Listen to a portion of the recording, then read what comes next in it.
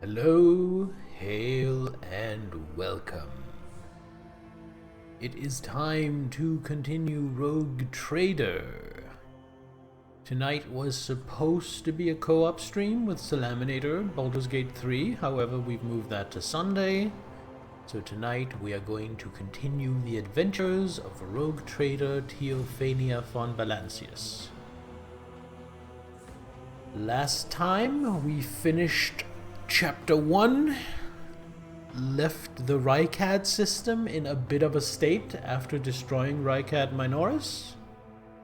And now we have made it to the Furibundus system,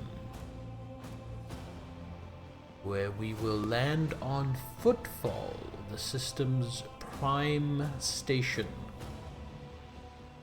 to talk with the... I don't think he was called a governor, but the guy in charge. The guy in charge of the system. There is a lot of intrigue, criminal gangs, organizations, religion, a couple of rival rogue traders, so there is a lot to get into. However, before we drop...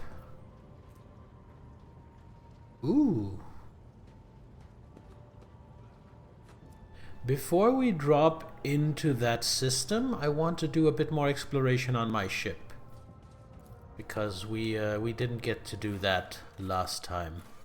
So we have the freight line, the Void Ship Shrine, and the Astropathic Chapel. Now the Void Ship Shrine, if I remember correctly, was where I needed to go for that kind of pilgrimage that the Blood Web, I think they were called, Kibella's cult wanted me to do. So I want to check out these two other places first. So let's start with the freight line. Let's put together a party. So bring Abelard. And then for this one, I think I want to bring Argenta. Definitely Pascal. I'm just bringing all the bridge crew. And then for the last two, this is hard. I think Idira and Kibella, leaving Cassia and Heinrichs behind. I'm not even sure it's going to be combat, but if it is, I want to be prepared.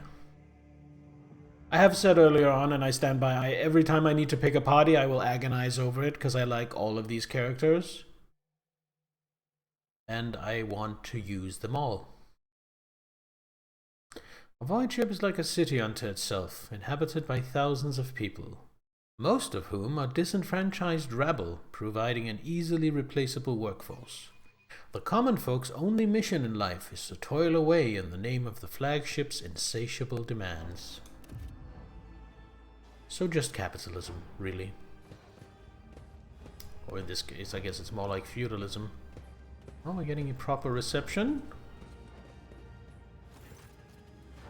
Edok Frenso. A sturdily built man with an augmented jaw stands at attention. The dark circles under his eyes speak to many sleepless nights, but his voice is loud and spirited. Welcome to Freight Hub LD 987/A14, Lord Captain. I am Edok Frenzo, Captain of the Enforcers in Lower Deck Bay LD-A14.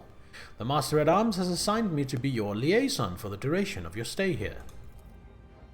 Lord Captain, would you like to inspect the control room, or to begin your search for the Temple of the Bloodspun Web? Oh, this is where I was supposed to go. Okay. I do have Kibella with me, so I can do that. Just thinking about the prospect of walking around the lower decks wounds your refined senses. Because I'm a noble? Yeah. Your mind conjures vivid images of filth and poverty hanging in the air, seeping out of every crack, gnawing their way through your skin.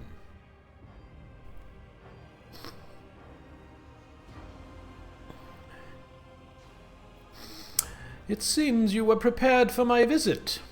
How did you and Sauerbeck know I was coming now? The Master-at-Arms ordered us to be on standby after the blood-spun web openly invited you to visit their temple. We have been awaiting your arrival every day since then, Lord Captain. Do you know how to reach the Temple of the Blood-spun Web? I'm sorry, Lord Captain, I do not. No one knows. The cultists are too adept at hiding and keeping their secrets. And it worries me that you might have to walk around the entire compartment looking for the temple. Why are you worried? Is there a problem with this compartment? The lower decks are not suitable for someone of your status, and it's not just the grimes or the crowds of brutish laborers. I suspect that the entrance to the Temple of Death is hidden in some dark corner where you might encounter criminals or contagious outcasts. With the kind of riffraff that dwells there, you might even be attacked. Have I read Project Hail Mary? I have not. But welcome, Fan of Light. He frowns. To put it bluntly, although the Bay performs its functions well, even its more civilized sections are sorely lacking in discipline. I was only assigned recently, so I haven't had time to straighten everything up, since doing so will require making some serious changes. I'm not inventing excuses, Lord Captain. As the officer in charge, I accept full responsibility for what takes place in this compartment.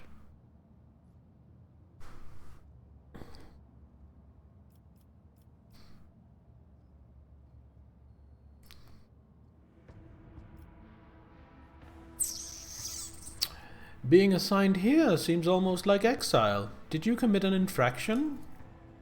Brenshaw shakes his head fiercely. No, Lord Captain. Quite the opposite. I was commended for my service.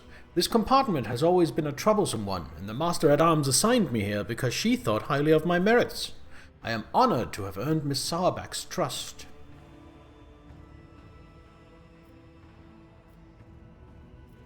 What do the lower deck officers think of Jocasta Sauerback? Mr. Sauerback possesses all the personal and professional qualities required to lead the enforcers efficiently, Lord Captain. He enunciates each word with pride, but you note drops of sweat on his brow. Well, I hereby offer you my assistance, Captain. I shall conduct an inspection and then share my thoughts on how to change this place for the better. But Renzo stops himself mid-protest and assumes a more compliant tone. In that case, I urge you to remain vigilant. The freight trains move at great speeds, and the inhabitants of the residential units are despicable rabble.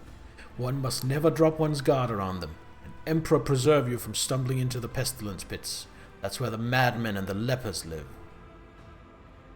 Very well. Tell me about this station. Hub LD987/A14 connects to the lower decks freight residential and artillery bays.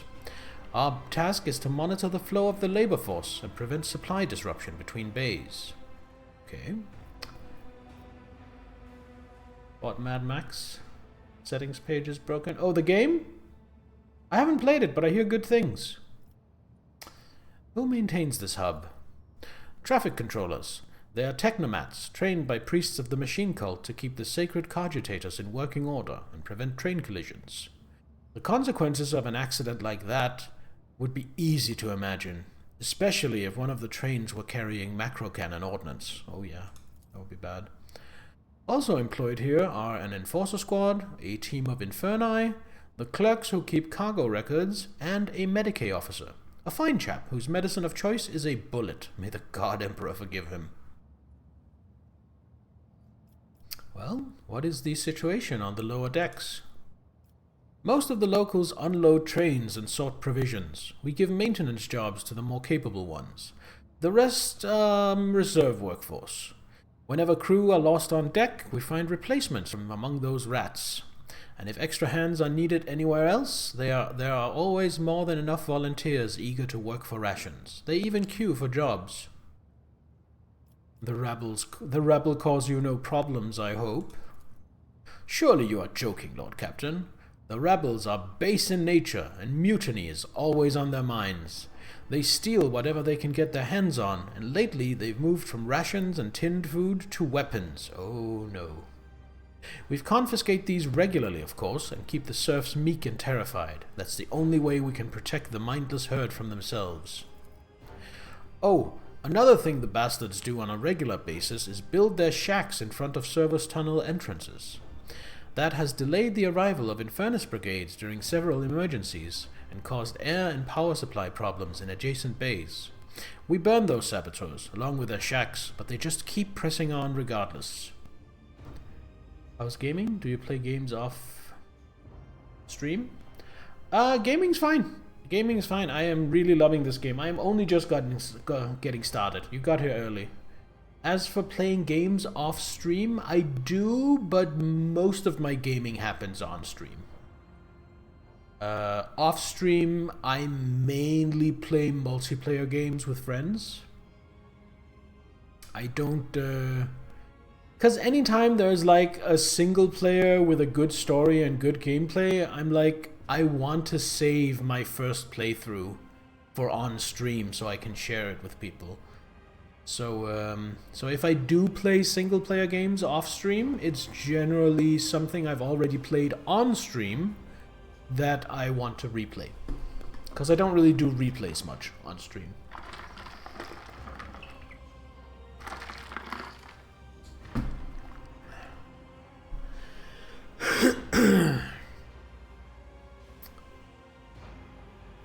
Very well. I have learned enough. Always at your service, Lord Captain. The cult of the Bloodspun Web has a presence in this compartment, does it not? That is correct.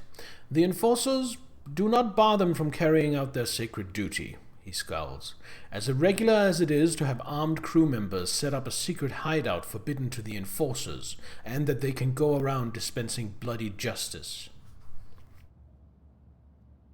What do you know about the death cultists? Not much, but I'm always trying to learn more, given that they like to pay visits to my compartment. Renzo scratches his head, thinking. The Spinners honor the Emperor through death. They kill notorious reprobates and heretics. Sometimes they kill righteous folks, and other times even seemingly at random. Their rituals are morbid, and their prayers are strange. Anyone not initiated in their rites would struggle to make any sense of them. Do you take issue with death cultists killing people on your territory? Renzo avoids looking at Kibella. I do, Lord Captain. But the cult is authorized to exist on the ship, which means their activities down here are not to be interfered with. I see. Captain grumbles sullenly under his breath. Be steadfast in your duty, Captain Frenzo. The Emperor protects, Lord Captain.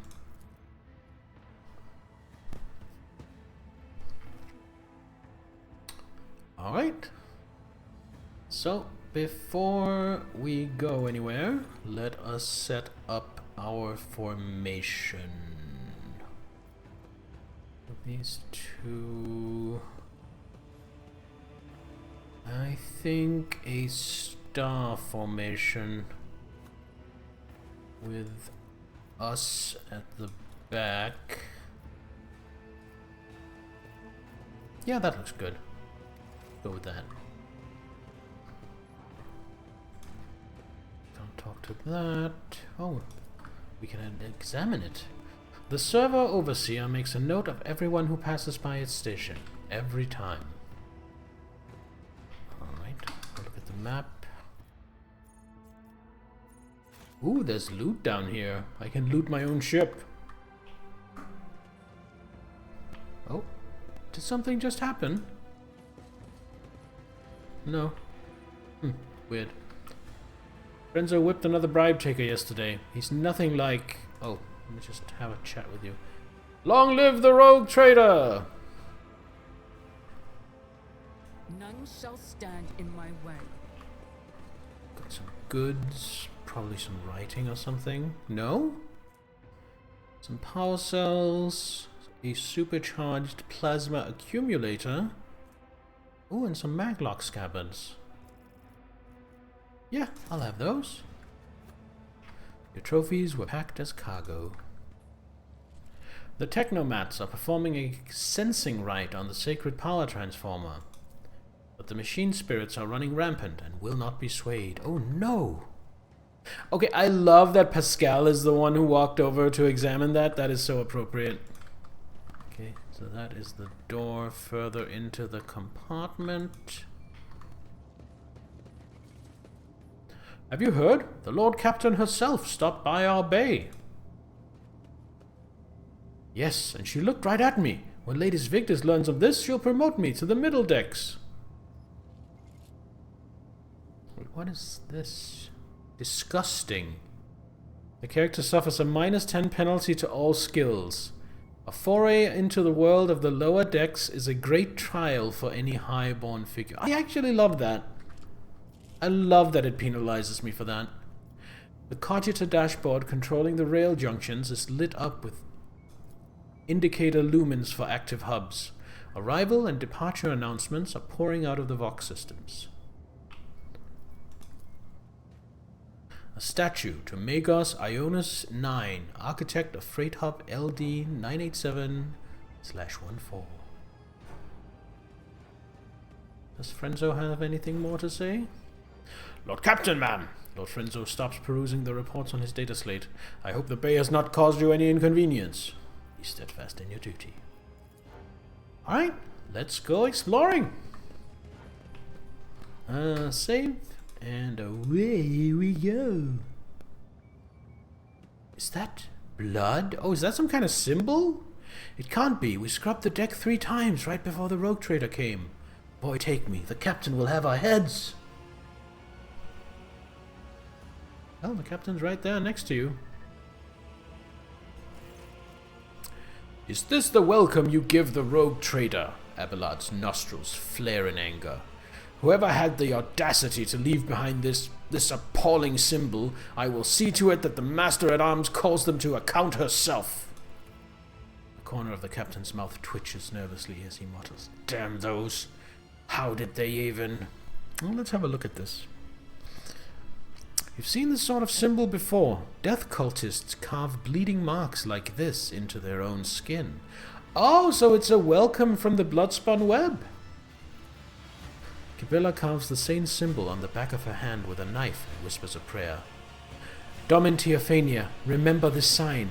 It is the beginning of your quest, the first blood trail.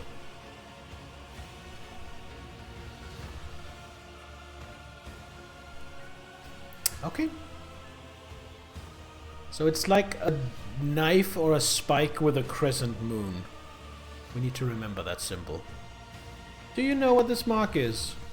It resembles one of the symbols associated with the blood-spun web. What was it called again? The Song of Trailing Blood, I think. It is a prayer familiar to many in this compartment. We've heard spinners say it when they, well, perform their signature acts of service to the Emperor. So, kill people. Renzo takes a deep breath. The soundless shadow sank into the dark, slashed feet crescendo, a fatal dance. Blade song in tempo, each edge an echo. Twin odes to death throes, now on her sacred blood, as she once trod on the back of foes, tread countless souls, but none who know.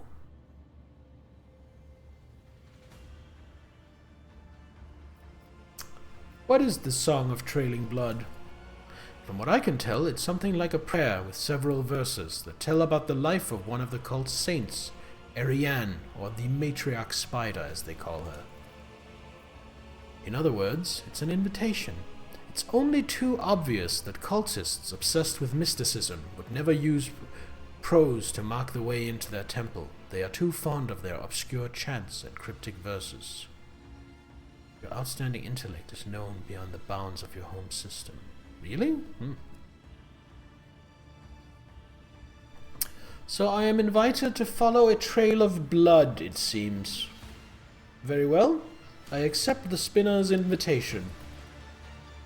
I hope you find what you're looking for and return to the upper decks safely, Lord Captain.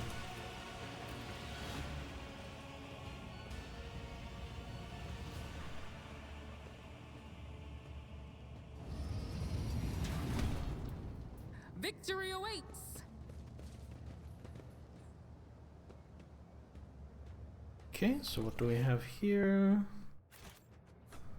I don't know, I have a feeling this is the right way, so I'm gonna go up here first.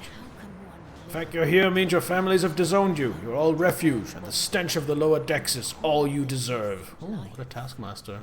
Yes, sir! This call can just as easily take a life too.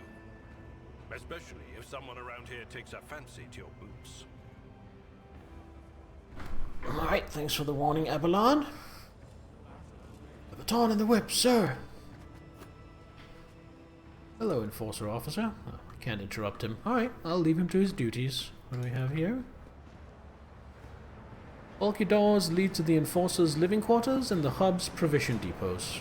This is going to be the same? Yeah. Right, so I don't get to interrupt these guys, that's fair. Ooh. This is the last of the hub's vials for this work cycle. Do you have any idea how much this costs? Oh, what do we have going on here?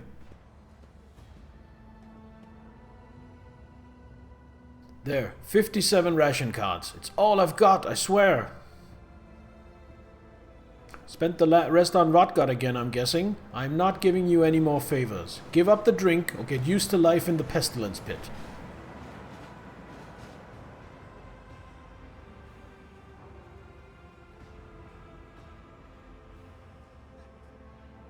I hope you get hit by a train. Alright, can we talk to the Quartermaster? Hello, Quartermaster. Here just in time for ads. Yeah, ads are starting in a couple of minutes. How are you doing, Zahel? Good to see you. Ooh, a couple of medkits. And some detox. Happy to take that. It's about time. Greetings, your ladyship.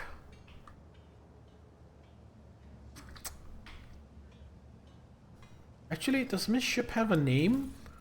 The Defiant Valkyrie. Oh yeah, I think I named it at the start of the game. Doing good, other than not feeling like doing anything at all. Oh man, do I know that feeling. Well, I mean, you can always just waste your time hanging out here.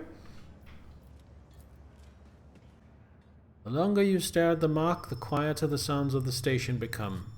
The shadows grow longer and seem to stretch in the direction of the adjacent section. That's not the rogue trader. It's a plainclothes enforcer. Well, more of a posh clothes one, really. Anyway, they're up to something. Did name it. Use a mix of...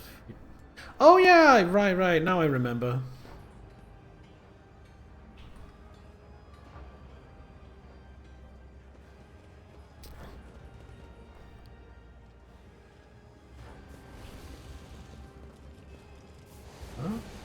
Have some enforcers burning shacks, I assume, doing some cleansing. Again, I have no intentions of interfering with how this section of my ship is run. Let's have another look at the... Mercy, please save me! The young man gasps for air through burnt lips, slipping in and out of delirium. His skin is dripping from his gaunt body like melted wax from a candle. His eyes, somehow intact, alive, clear, and filled with pain, stare at you under his caked eyelids. Right, we are going to deal with this, but I am going to start the ads and go use the bathroom, and then we will be right back to deal with this, so don't go anywhere.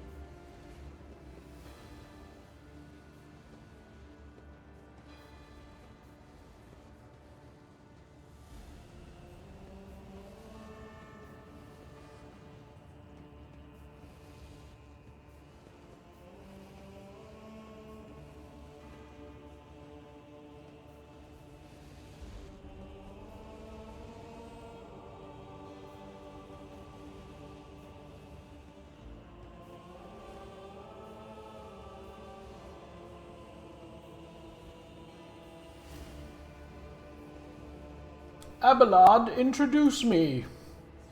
We are back. Ads are just going for another minute, so I will take the meantime to... Cheers.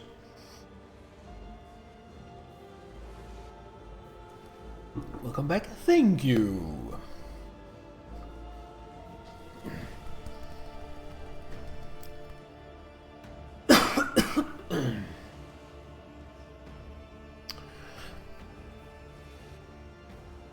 Ah, this guy is fucked up. So the iconoclast thing is to try and save him, but why is he like this? Did he maybe deserve it? So let's do some investigation first. Who are you, and what happened to you? I'm Vale, a cleaner. I was in my house, asleep. Enforcers came, set fire to it. I didn't make it out on time. I wonder how long he's been sitting here like this. A watch? 3? The whispers say nobody cared because he didn't matter, but they also say he's somehow supposed to matter to us. Strange. Interesting. Do you know anything about the mark next to you? He tries to turn his head, his blackened skin crunching as it opens into scarlet cracks. A spinner came. He painted the symbol, then gave me water and whispered a strange verse. He told me to memorize it and to recite it later so that help would come. And here you are, then I should... He begins to whisper, his lips twisted in pain. To soot-smirched soul, her mercy she did grant.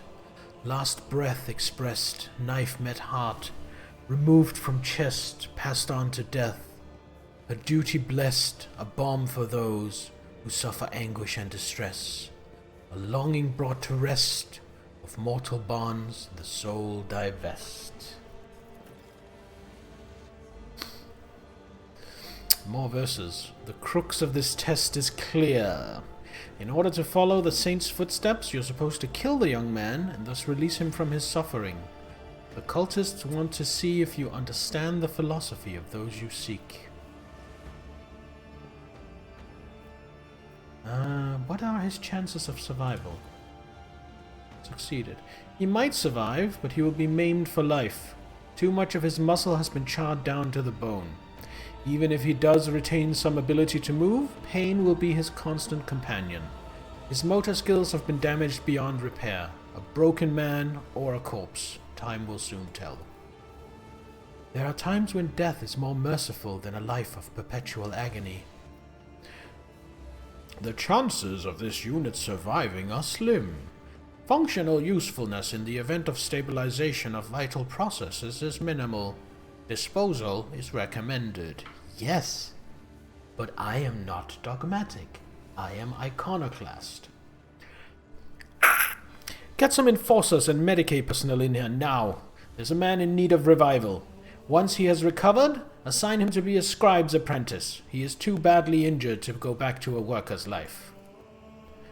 A blissful smile twists the man's lips, and a tear forms in the corner of his ruined eye sockets. The God Emperor has sent you to save me. You are his light. You are his grace. Thank you. Thank you for not leaving me here. Never forget the mercy that the Lord Captain has granted you. Did I not bring Kybella? I think I did. Where is she? Oh, she's right here. When the Undying One is ready to accept a soul, it must be sent forth, and so will be freed from the torment of the flesh. Yet you have chosen to prolong this one's suffering. Your intentions perplex me. Help is on the way. Just hold on a little longer. Of course. Thank you.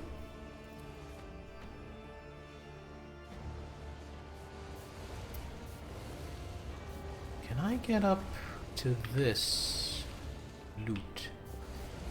Oh, I go up the ladder, then I athletics across. Ah, I see. Okay. Let's go up here. Do I have anyone who's really good at athletics? I'm assuming Abelard. 70. That is really good. Alright, we're gonna send Abelard to do it. Look no further. Abelard!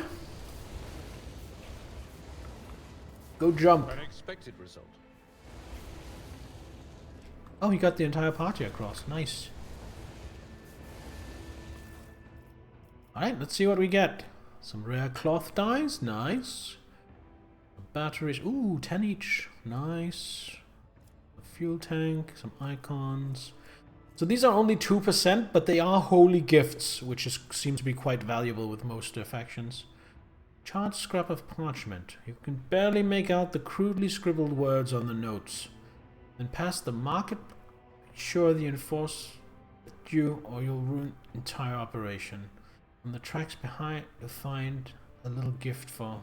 Give it to him and you'll see for yourself. Abelard, go fetch me that loot over on that burning house. Exactly. Ooh, ration cards. A greasy stack of cards, each entitling the holder to 1 portion of rationed protein and a mug of water. Better hold on to those. I mean, surely, clearly I won't need them, but maybe I can put them in the hands of someone who does. Nothing's impossible for this old officer. Okay, so the symbol points this way, so clearly we're going down there. However, you all know how I like to play games, so because this is the way I need to go, I'm actually going to go over here and explore first. Let's see what we have here. Your ladyship, please, a ration card. Oh, a beggar. Another beggar. Flute player. Entertainment. Oh, I'm only controlling Abelard right now. A group of gawkers are crowding around a makeshift stage, watching a strange duo perform. A man with odd-looking goggles pushed up on his forehead, hands wrapped in worn leather gloves, plays a tune. Worn leather gloves. Plays a tune on a handmade flute. Next to him sits a stack of crates supporting some kind of board game. A scruffy rat is rolling small glass balls around the board. Several workers empty their pockets and start throwing ration cards, bolts, nuts, and even a few power panels into the small chest next to the board. The flute player winks at the crowd and switches to a different tune. Good evening, Kibdalos. Welcome. I am exploring my ship, as is my right as a rogue trader. The rat squeaks excitedly and starts rolling the colorful balls the players have chosen around the maze of tunnels on the board. Oh, so it's like a marble race. But not a single one reaches the goal, a hole marked with a red circle. The rat just rolls all the balls off the board or into dead ends. Once the first group of players get their hopes dashed and leave empty-handed, new workers immediately take their place.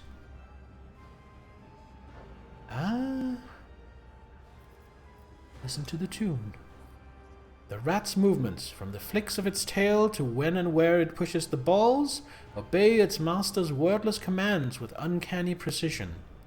The notes, the pauses, the rhythm, every part of the melody serves as a signal to the flute player's tiny assistant. Interesting. Let's try watching the rat. Failed. Rat's behavior is erratic and mindless. When it rolls yet another ball right past the goal, the crowd groans loudly and starts laughing at the loser. A fine show. Crowd, which has been too absorbed in the performance to notice your presence, turns to you, expressions of frightful awe appearing on the workers' faces. Many start whispering prayers. The flute player's clear eyes widen with surprise. Then with an open and friendly smile he says, "Many a grand story of the Lord Captain's generosity is told, and I swear on my own flute, today I will add another. To a fortune peddler, the Lord Captain's grace is a gift from fate itself."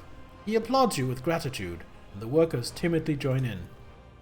"Perhaps you would like to trade us some of that captain's fortune of yours, your ladyship?" The flute player bows respectfully and gestures at the game board. The crowd buzzes with anticipation. "That is a curious-looking flute. How did you come by it?"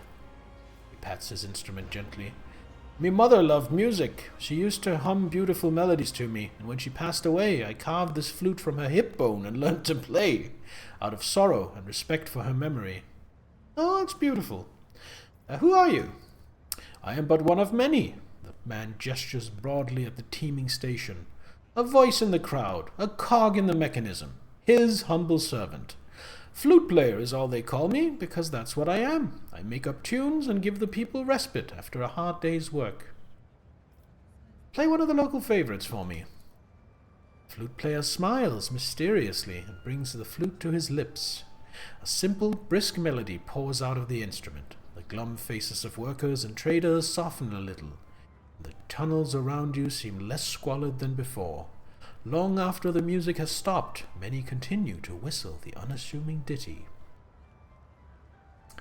A flute needs no words to sing, but I am curious to know what story your melody tells. The flute player awkwardly adjusts the goggles on his forehead. The story is of a simple man from the lower decks, honest with himself and others. He risks his life to protect the oppressed from those corrupted by power. He takes from the rich and gives to the needy. He helps without asking for anything in return. Nemesite, hero of tales, admired by children and grown folk alike.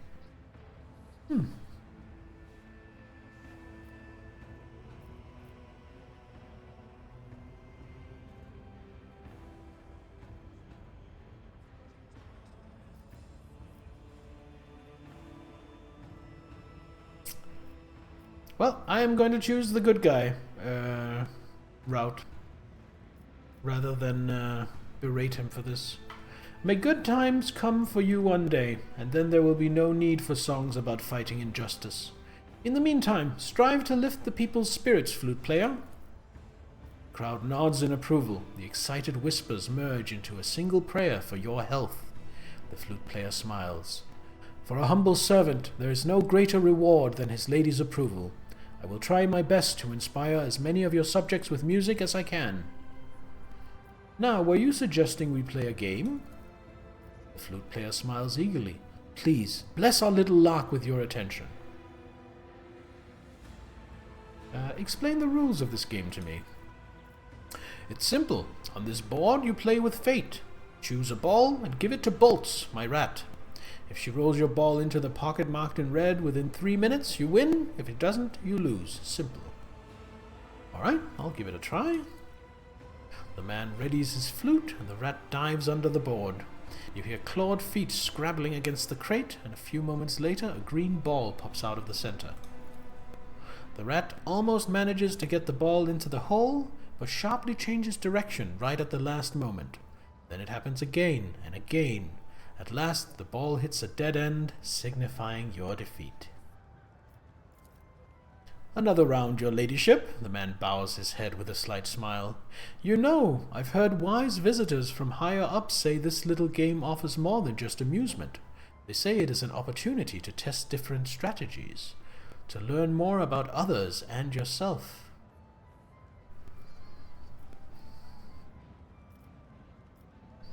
Cut a button from my sleeve and throw it to the man. Yes, I have had my fill of entertainment for one day. Thank you for this generous gift. These folk will shower me in ration cards to get their hands on something that belonged to your ladyship. Fortune gave me the brightest of its smiles today. I hope you have enjoyed yourself. I certainly won't forget my fateful meeting with the Lord Captain. The flute player clears the board in one deft movement and begins a new tune. Let me just get everyone else up here as well. I won't tolerate weakness.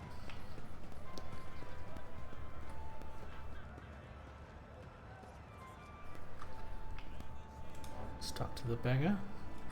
No. Burned out folks' belongings. Hot from the oven. Oh, a hawker. I see. I see. The workers, beaten to within an inch of their life. Oh, that's down there. Okay, we'll look at that later.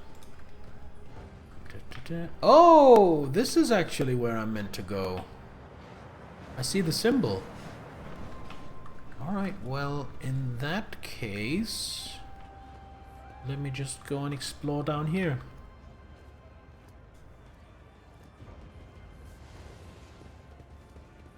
I'm somewhat... I was somewhat expecting him to make me win. Because of that, Zahel. But I'm not a bad loser. Alright, what was this?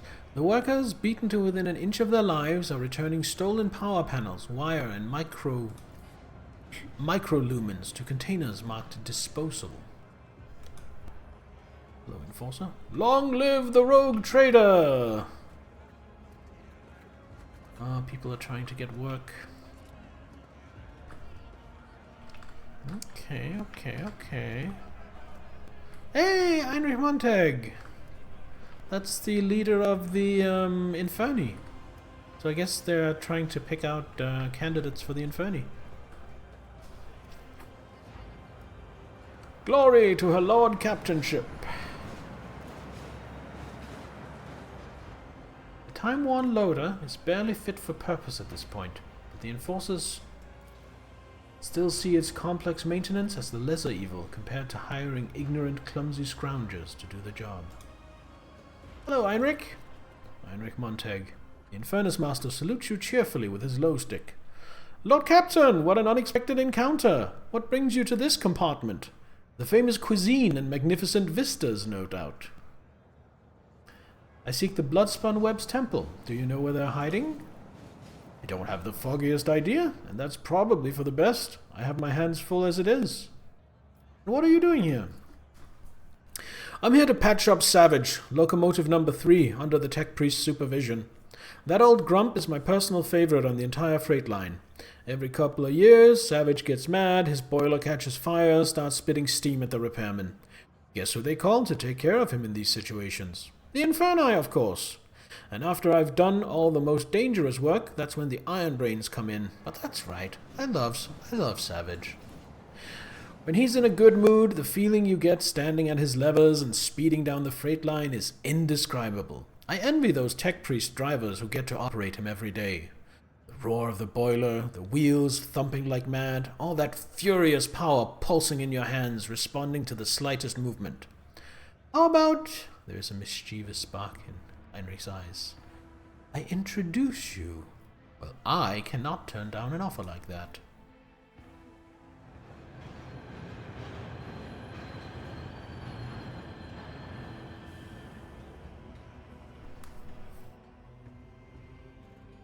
The panel before you is covered with technical runes, lumens, and levers.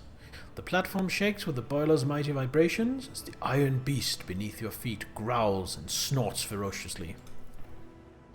Heinrich squints contentedly and whispers the litany of ignition before turning to you.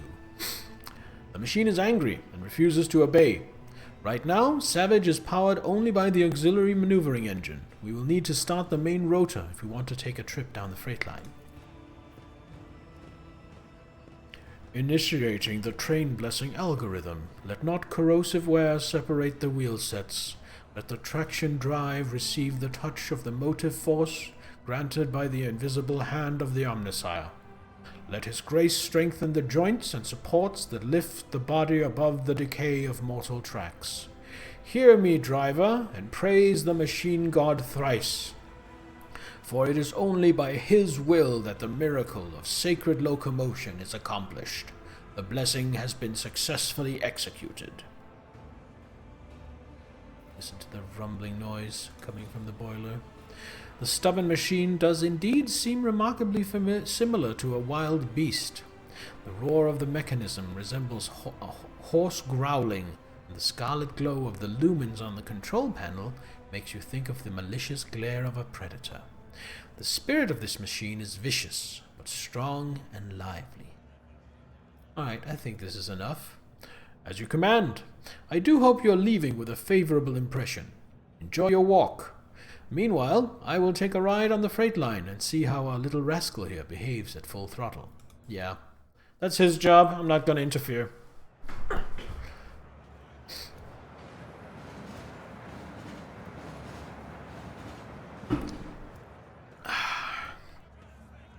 Now, how about this door?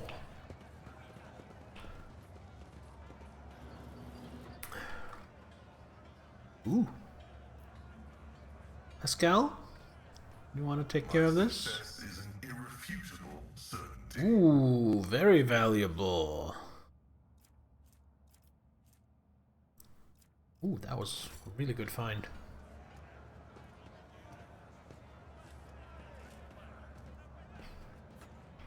Follow my lead. Alright, let's go follow the symbols.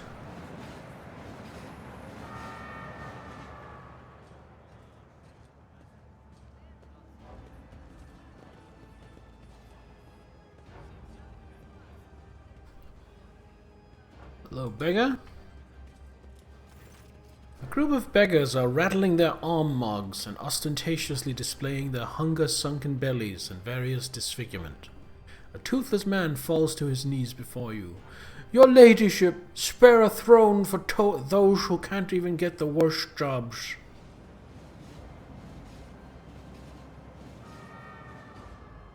No, they're just beggars. I'm just going to ignore them. The beggars circle around you insistently, casting plaintive glances into your eyes. Yeah, I'm not cruel enough to have them killed for approaching me, but I will just ignore them. I am an arrogant noble, after all.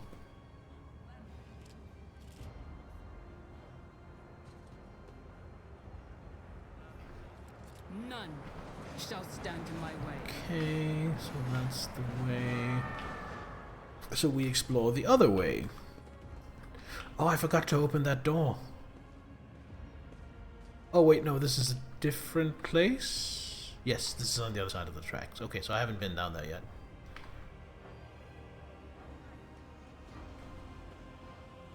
Attention to detail is the key to success. Oh, what did you find? What did you find? Was it that? Because if so, I'll have to look at it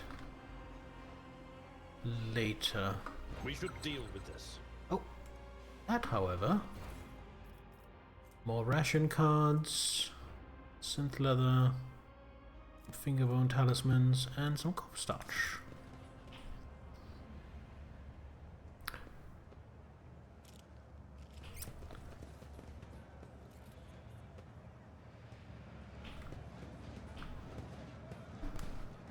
What's going on here? Someone taking a beating?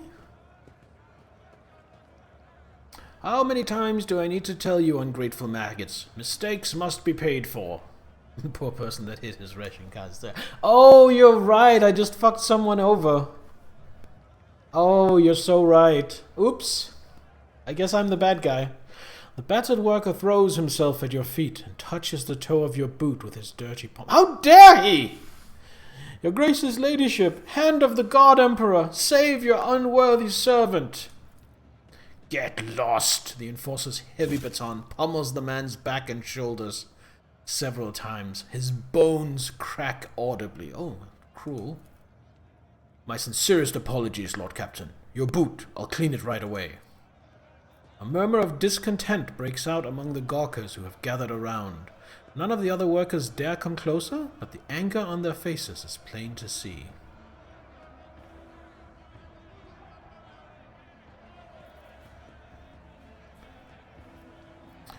Make it quick. I have places to be.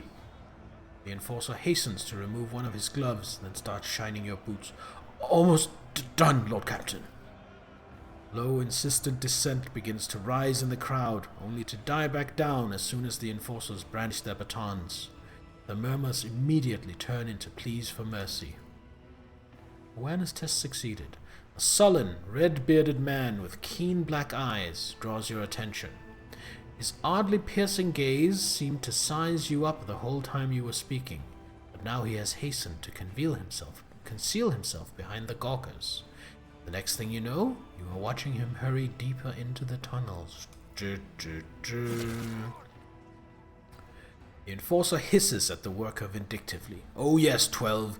This time I'm gonna break 13 of your fingers and ribs. A lesson to your slimy accomplices.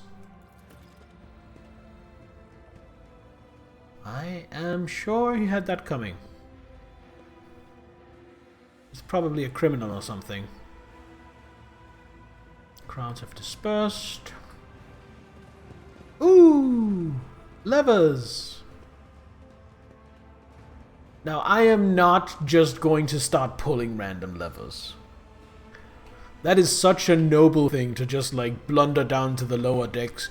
Ooh, I'm a noble, I know what to do. I'm just gonna start hitting random buttons and pulling levers. Probably cause an accident, get 100 people killed or something. Yeah, we're not doing that. We are, however, going to check out this stuff. There's a door. What is this? The base bulkhead is marred by traces of gunfire and rust-colored stains from old blood that was never properly washed away.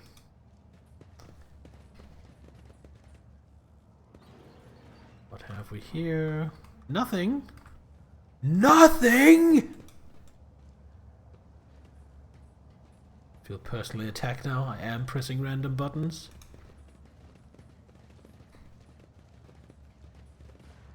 Then blame the operator that was on lunch break and therefore... Yeah, that's the realistic Imperium thing. Like, if I do something like that and fuck up, then someone is probably... Because they can't blame me, because I'm the rogue trader. So instead, some poor soul is going to get executed because he takes the blame. So let's not do that. However, let's have Abelard try to move this container. A soldier would have been disciplined for such a performance. Weighs as much as a whole container. Perhaps you'd like to use the cargo crane. Oh! Oh!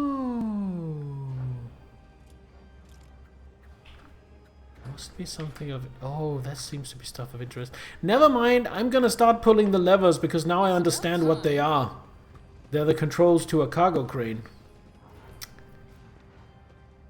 So, that... Okay, I see.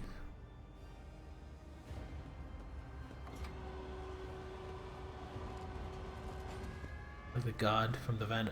Yeah, from Heinrich's backstory. I was exactly thinking something like that.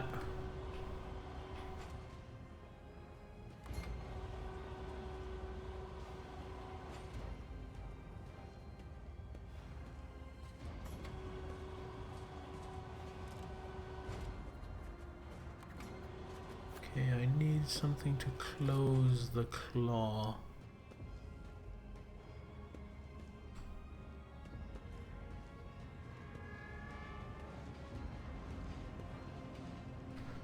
Is something down here? Do I need to manually interact with it? Secure the container in place. Yeah, that figures.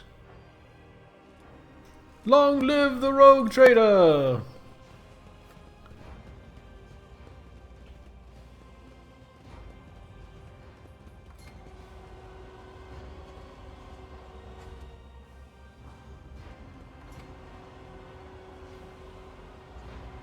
Gonna drop on his head. We don't want that.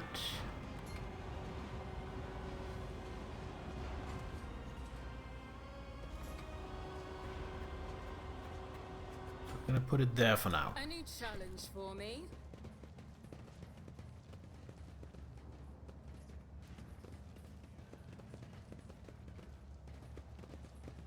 What is this?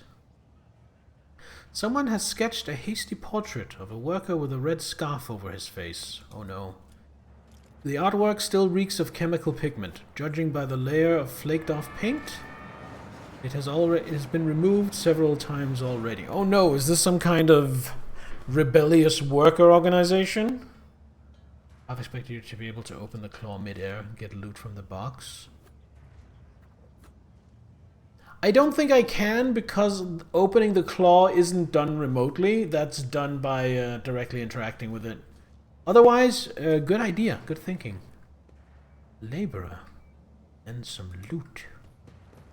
Speak to the laborer first. Hello, sir.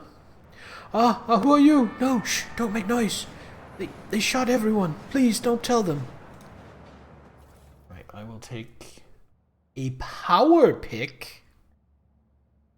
That's a lot of damage. The weapon has an extra attack action which increases armor penetration. Oh, interesting. So Some low sticks, some acons.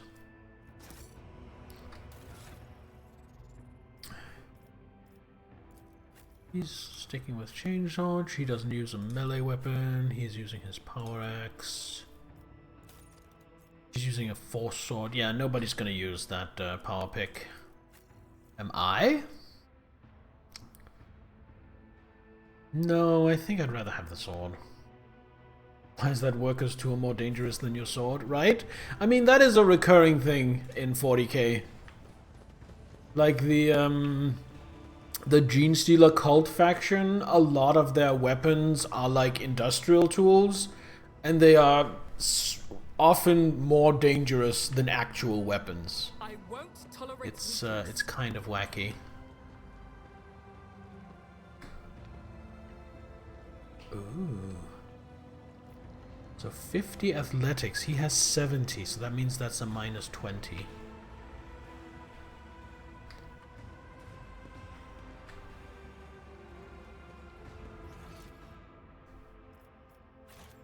Let's go have a crack at that. Compared to naval service, that was barely a challenge. Let's go check out the goods. Meh, meh. I mean, these are whole gifts. These are quite valuable. Spiral Black Obscura. 21% of miscellaneous cargo. This is like... I think this is a drug. Seen it in a few different sci-fi. Workers' tools are actually more dangerous. Tend to have issues such as overheating, being on... Yeah. That is definitely a thing. Almost a trope. Go grab this. Scent leather. A Magnus class rechargeable battery.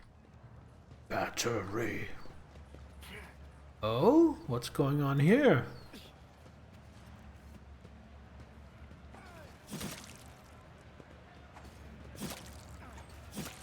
That looks like a knife fight. Some kind of duel? Some kind of gambling? Kid's been waiting for you. How was your shift? Oh, this is like the hab area. I worked hard. I helped out a friend with the loading and he gave me some cards. Take them and exchange them for new shoes. Yours are all worn out.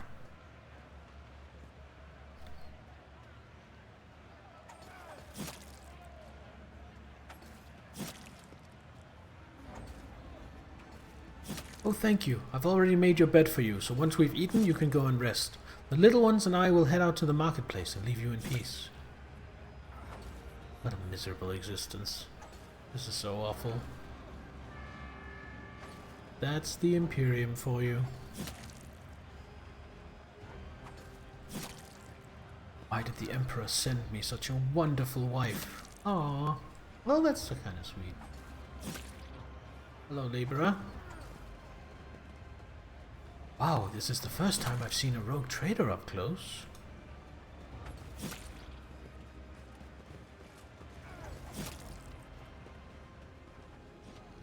This area is way bigger than I expected. What do we have here? Is this the plague pit? I think it might be.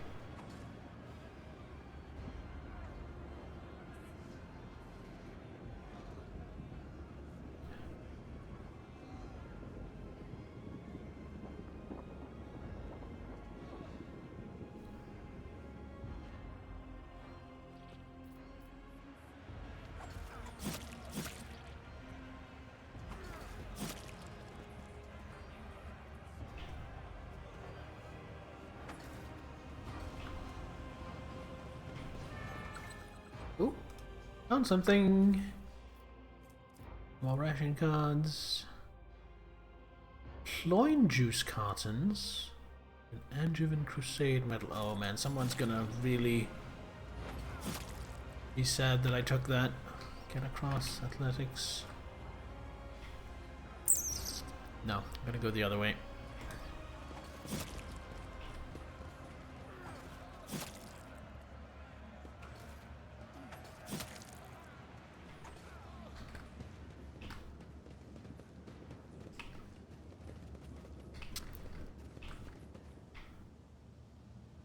Looks like a spinner killed him. Anybody know the dead man? He was a heretic, wasn't he? Let's go investigate.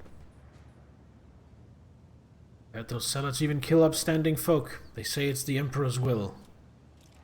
You might want to look behind you before you say, too much. So I could be killed tomorrow? And I never know why.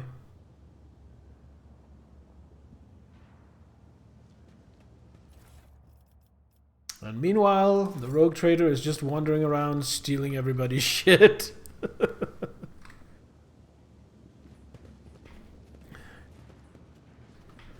Oh, I can go down here. Follow And up my here.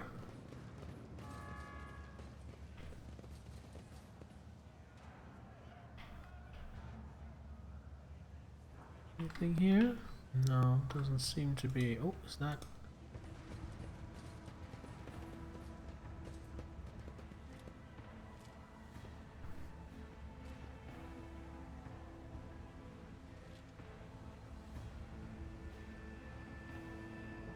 Nothing escapes my sight. Nothing escapes your sight? Ooh, gimme.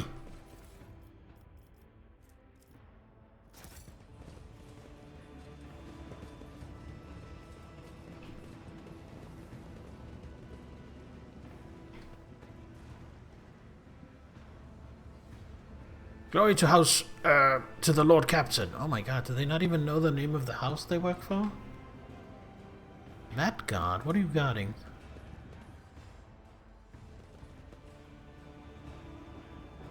Can't believe my eyes.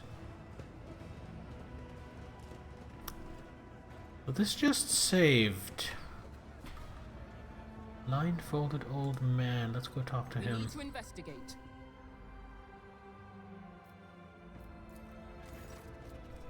An old man in pitiful rags listens intently to the sound of your footsteps. A stinking piece of cloth wrapped around his eyes, with greenish pus oozing out from under it. The man lays his trembling hands protectively on a heap of junk that serves as his bed, as well as his table. An empty beggar's mug makes a clinking sound next to his withered legs.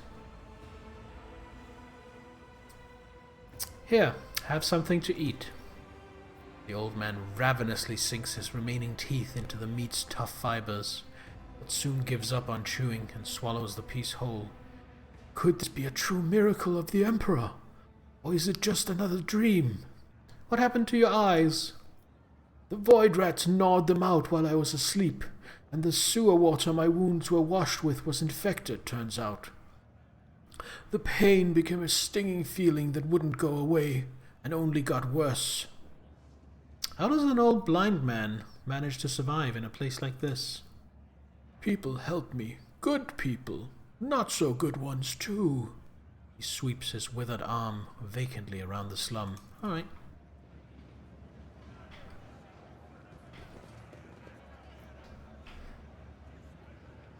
Is this where they get their nutrients? The food vat is protected from the vicious hungry crowd by equally vicious thugs wielding makeshift weapons. Let's see. I see.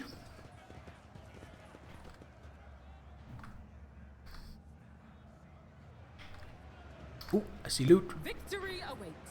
Victory awaits. That. Looks like there's a bunch of beggars following me around. It's a nice touch.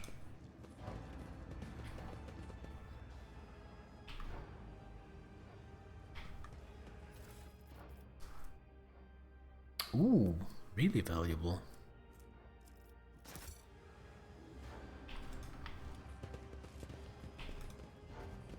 Attention to detail is the key to success.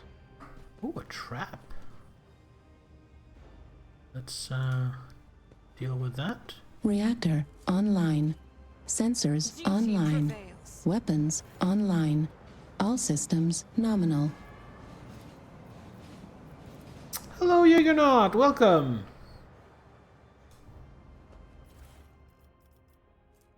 Crumpled scrap of parchment. Give our gift to the one who sees nothing but hears everything.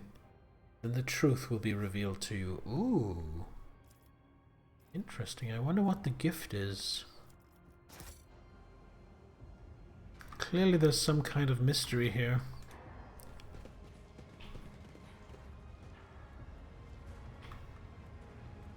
Some outcasts. Oh, I think It's I'm about getting to time. the dangerous part of town. Stench of decaying bodies creeps into your throat and lungs, forming a sticky film lining your airways.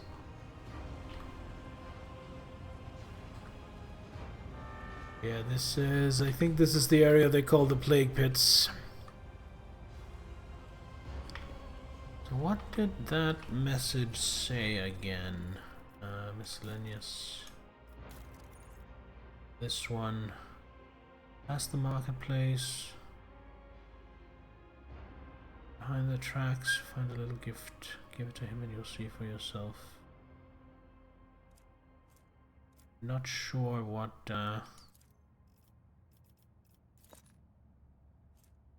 that gift refers to. I'm kind of expecting to be attacked down here. Stand in my way. Stop being so bloody difficult. What's that thing the death cultists say? Your time has come or what have you?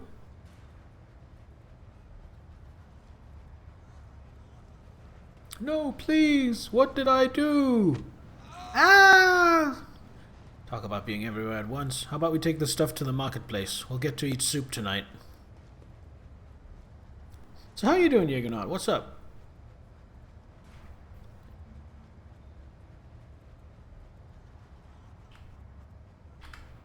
Zdena the Outcast. Let's go talk to Zdena. Hello. A figure in decaying tatters is rocking to and fro, muttering indistinctly in several different voices, occasionally breaking into hoarse laughter. You come closer, she freezes and turns slowly to look at you. An ugly, rusted mask covers her face. Are you here to take Zdena to the other side? No, no, no, no. You just wandering around in the dark, looking for the light, but nowhere to be found. Do you really not see it? Who are you? Old Zdena, Zdena the Outcast, Zdena the Mad, Zdena the Disaster, Zdena the Curse, Zdena the Spurned. The woman hugs her arms to her chest and starts cackling loudly. Broken chains clink at her emaciated wrists and neck. Rough day, didn't sleep well last night, chilling for a bit before you do anything. You have Battletech tomorrow at a local store? Ooh, that sounds fun. I hope that goes well. Ooh, and a streak. 10 stream streak. Wow. Thank you for being here. Thank you for the streak. I appreciate it. You could do just about anything with your time, so you choosing to spend it here really means a lot to me. I mean that. Why are you wearing chains and a mask? You haven't escaped from the enforcers, have you? Ah, those. Gifts they are. Chains clink to announce Zdena's approach for others to hear. Oh, she's a leper. She slides her disease-darkened palm down the rough rusted metal of her mask. They hide, fearful of becoming like Zdena, afraid of losing face. Ha ha ha. Right, let's leave. Leave her alone.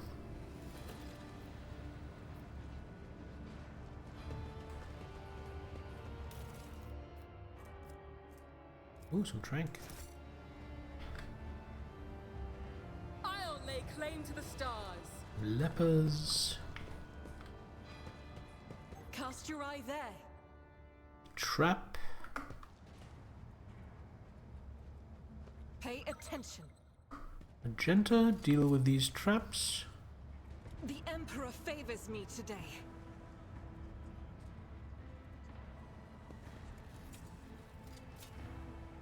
Never doubt me. Duty prevails.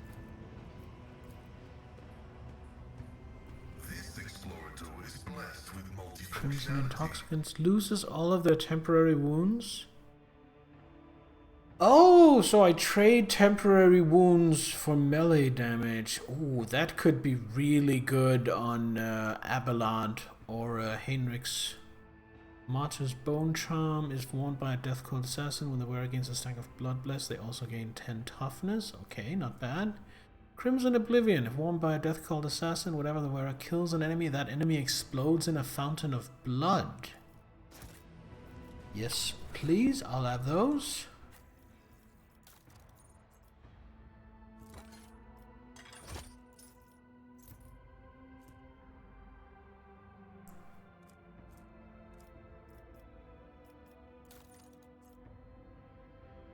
This stuff, Crimson Intoxicants, will give one of them to Abelard.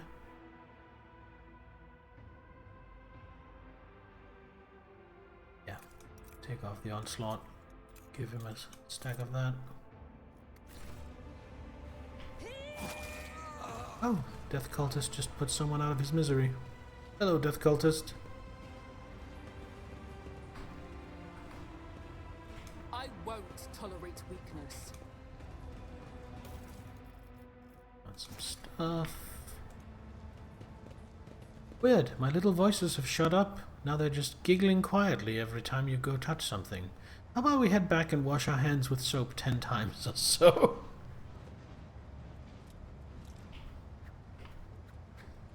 Yeah, you know what? She does make a point. She does make a good point. This place is vile.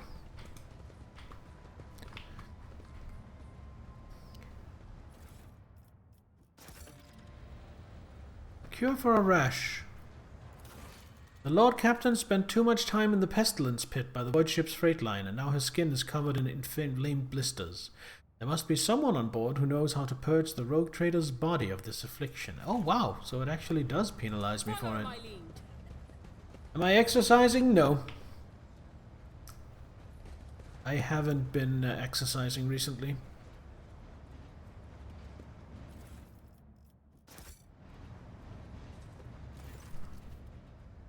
The specimens before you must be the most repellent inhabitants in the compartment.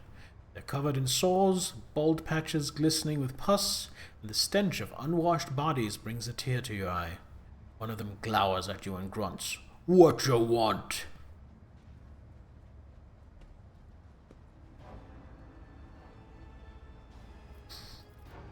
I am the Lord Captain of this ship. On your knees, insolent scum. The outcasts look at one another and burst into hoarse, gurgling cackles. The Lord Captain, in our shithole, and I'm St. Drusus, and here's my regalia. Man exposes an armpit riddled with boils. Magenta towers over the freak, looking immaculate and unaffected. Even meeting wretched heretics such as this brings me joy. Wiping out even a drop of corruption is still a worthy deed. You detect a note of hysteria in the vagrant's laughter. Fingers of many are convulsively trembling. There's something in the fearless way they look at you, an indifference to death, too strange and unnatural. For what crime did you kill this man? Grinning, the leader spits out. For the crime of wealth. That dead bastard had rations and fuel cells. We'll trade them for porridge. Doing walking half an hour in the morning and evening? That's a good way to move more. Get back to the gym after getting a job, doing everything at once. Yeah, I get it. I get it. You are sentenced to death for committing murder on my ship. The mutant bears the black stumps that are his teeth. We'll gut you and trade what you have on you for a pile of scran. Hey, outcasts, come on up if you want a share of the spoils. I won't heed your cries of mercy. Come to chaos! Did he say come to chaos? That was a mistake. Oh, look at that! Some perfectly good targets. Oh, this is deployment. Magenta's gonna move first. I'll put her here. Put myself here. Abelard, he's fine there. Honestly, I think we're fine. Where are you? I want you here. There we go. Magenta, she's just gonna blast these three. Doesn't need controlled shot. As As the Emperor commands, I act. Furious Recital.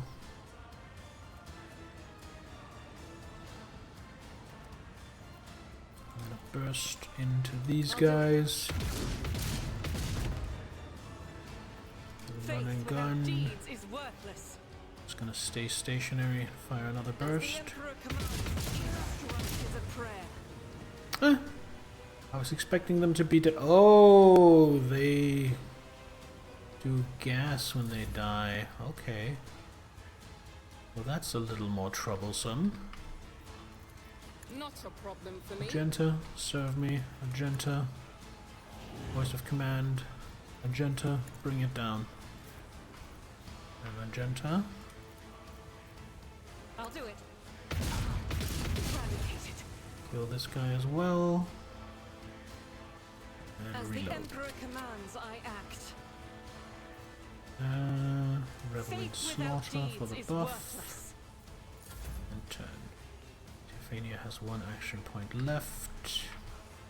Could I finish off that guy? I think I could. There we go. Finest hour. It's a little early to break out the heroic acts. To non-believers. Chaos guides me. Okay, we have coming from here. Bella. Switch to actual weapon. As the About here. The shadows will see it done.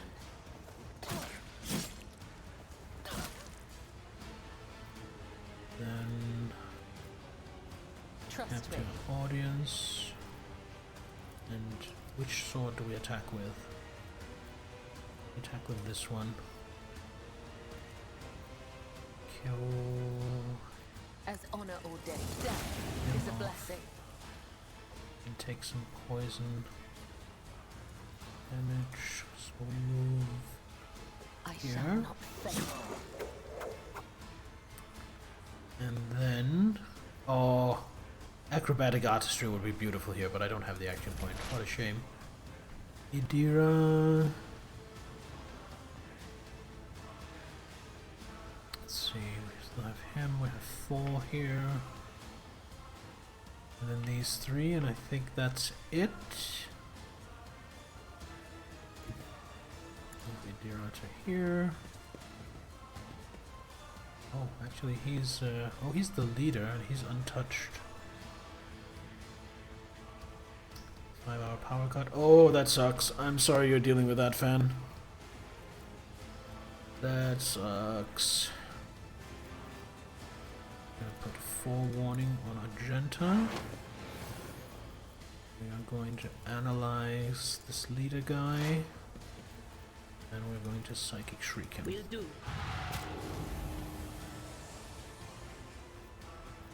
Took 13 damage, but it's fine. It brings me no pleasure. That was insulting. Okay, Abelard.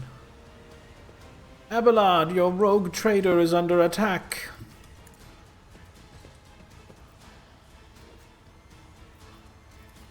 Victory is imminent. It will be done.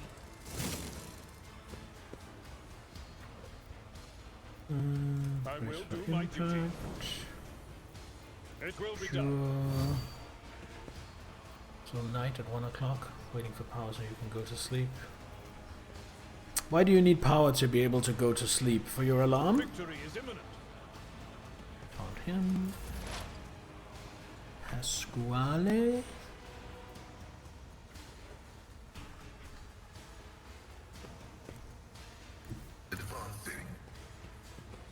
Move here.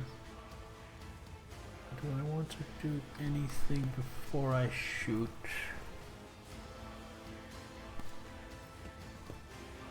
Actually, perfect spot.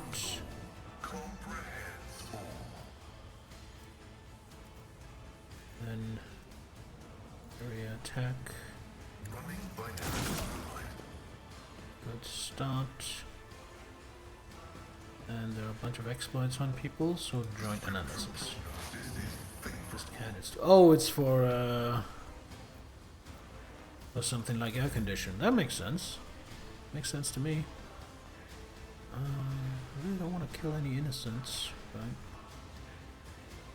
okay, I think Pascal has this under control. I hope you're having fun. Looks unhealthy. I am deep in the bowels of my ship, and I have been messing around in an area called the Plague Pits so much that the game has told me I've developed a rash. So I need to find a doctor or something on board the ship to deal with that. The enemies of the Emperor will be undone.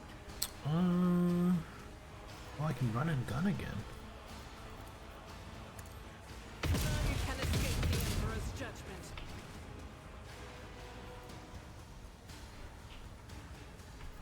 You know what? I have an idea. Run and gun to here. I'm moving through the Rejoice in poop. battle. And then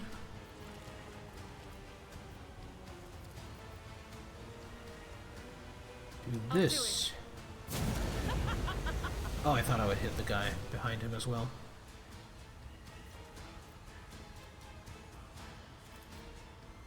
Then Doubt is dash for the away. weak. Looks like I'm not the only one with a rash or two. Add soon? Do we snooze until combat ends? No, I'll take the break mid-combat. Sahel. Thanks for the heads up. Okay, so I think we do voice of command on Pascal. We do bring it down on Pascal.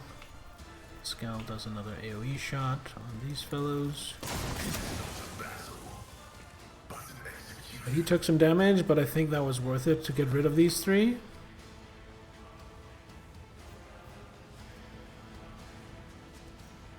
Then he does analyze on this guy.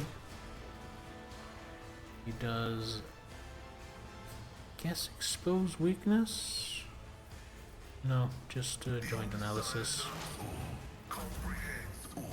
And then the rogue trader. For, I think, maybe the first time in this game, I am making a melee attack. I might have done so during the tutorial, but I haven't done since, because nothing has gotten near me. So, you, get away from me, you filth. Now I sure wish I could move out of this gas, but I can't. Each strike is a prayer. And then Kibella. I am your blade and shield. Here. Jumps up here. No line of sight. She can't. Alright. Ads are about to start. So I will be right back.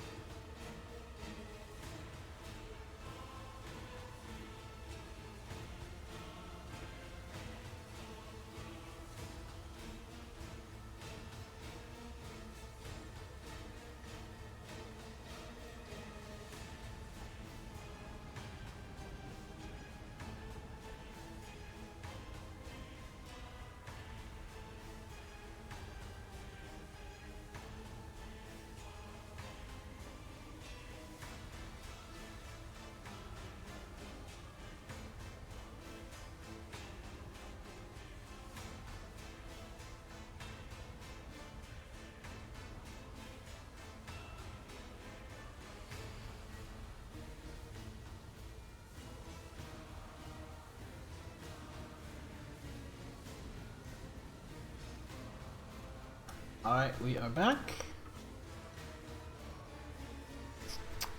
We've got about a minute left of the ads. Let's just get back into it. Bello's done with her turn. Yeah, definitely not doing that. Idira. So these guys are dead, so it's all about the guys up here. Over to here. They who discern the future on the And battlefield. then can I forewarning on Argenta? I can. Was it Great. you? Or Yeah, I don't have line of sight, so can't really do anything else. Do they have any exploits on them? They do. but of course. Up joint analysis, and that'll be her turn. Regret this. I'm blonde. Not have a lot of movement. I'm assuming that's because of the poop stank. Blood blessed, captive audience, fatigued. Yes. My place is at the fore.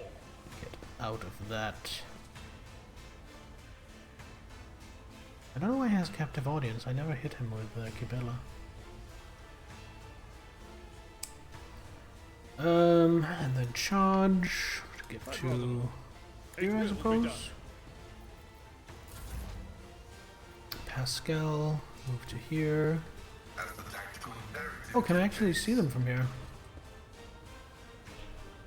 Just do a regular shot if I can. I can with a decent chance to hit, so I'm gonna pick. They're the same. I'm gonna pick this guy. I am going to analyze him. And I am going to Machine Spirit banish the... Oh, I don't have range for that, so never mind. I am going to Perfect Spot, just for the extra ballistic skill. Then... Joint Analysis, bring it down, Voice of Command, Captive Audience.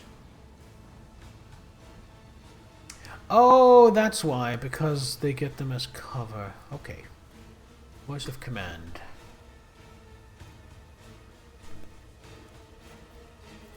So now I have a 60% chance to hit with 33 to 46 damage. So that's a kill. And then with our final action we Machine Spirit Banishment on him. No, out of range. Honestly, not surprised. Alright, that'll be his turn. Argenta! AFK for a while, sure thing.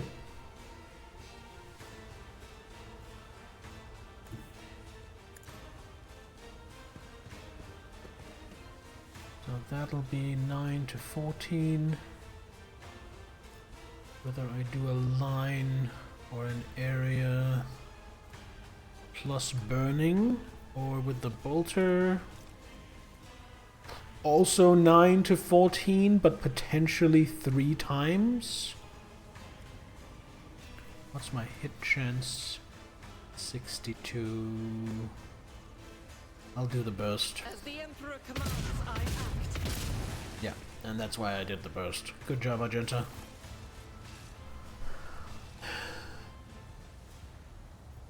Now let's see. Suspicious rash, disgusting, fatigued. I'm sure the fatigue will pass. What's this? The mold is dotted with glandular tendrils that ooze slime. Sick people who are still alive but can no longer walk are the mold's favorite choice of host to grow on and suck the last of life's juices from. Jesus Christ! Is my ship just openly home to a Nurgle infestation? What the fuck? That is fucking vile.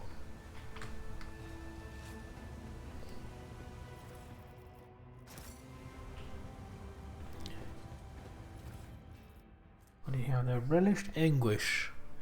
The end of the wearer's turn, they gain temporary wounds equal to the amount of collision damage inflicted by the wearer this turn. Collision damage.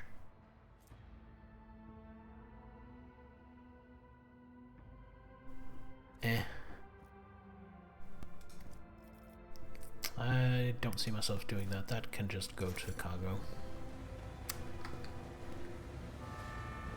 Somehow some of the stuff on that planet snuck on board my ship. Honestly, I don't think so. I think the game is saying this is kind of just business as usual for life on board a giant void ship. Like, this is just how horrible it is to live on a void ship in the Imperium if you're on the lower decks.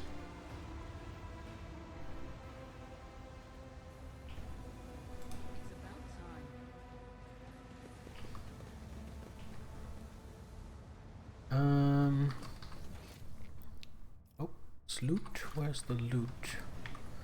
Up here? Yeah, goods. Give me that. Give me that, give me that, give me that, give me that thing, give me that, give me that, give me that thing, give me that, give me that, give me that thing. Let's get out of here. This place sucked.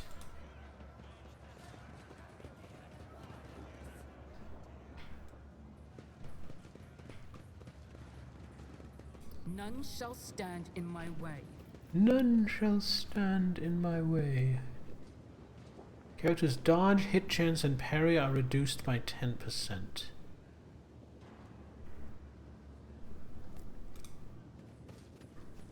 Also had some unsavory time in the warp with a deathly injured navigator. Yes, true.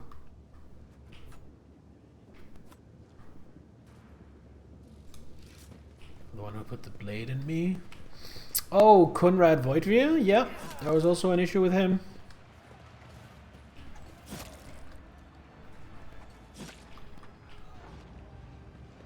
I mean, just to sum it up a lot more briefly, I've been through some shit. So this is not at all the way I'm supposed to go. I'm just exploring right now. Pascal, open this door for me. Successful. Operation successful. Saving, interesting.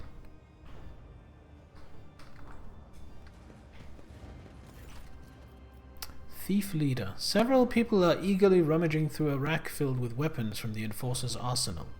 A big man with a pockmarked face is the first to react to your presence. He attracts the others' attention with a piercing whistle and barks out, "Who are you? There's not supposed to be anyone here. It doesn't matter. Identify yourself." Who are these people? Makeshift armor peeks out from beneath their ragged clothes, and their battered weapons display a patchwork of crude repairs. The group stares longingly at the rack where the good plasteel gleams, restlessly clutching at their humble weapons. You notice that the little finger on every person's right hand has been cut off. Hardly a coincidence. Abelard, help these wretches realize the full extent of their unenviable position. Before you stands Lord Captain Theophania von Valancius, mistress of this vessel and everything on it, including those goods you are pawing at with your unwashed hands and your miserable lives as well. The people turn to stare at you in disbelief and exchange heated whispers. The excitement is interrupted by the leader's roar. "What are you gawping at? Hurry up and bend your backs, as is right and proper." "Your ladyship, you must excuse these blockheads. I was taken aback myself. It's not every day you see the rogue trader in the flesh. And as for this," the man casts a grim glance at the rack, "I won't insult you by denying it. You've caught us red-handed."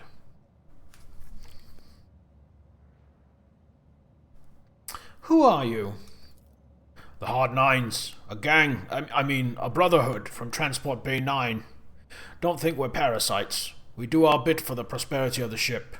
We're sort of, assistants to the Enforcers, self-appointed. We make sure that order is maintained in compartments where the Enforcers are too lazy or greedy for bribes. We put a stop to robbery and free thinking. Well, we accept a small contribution as a show of thanks. So again."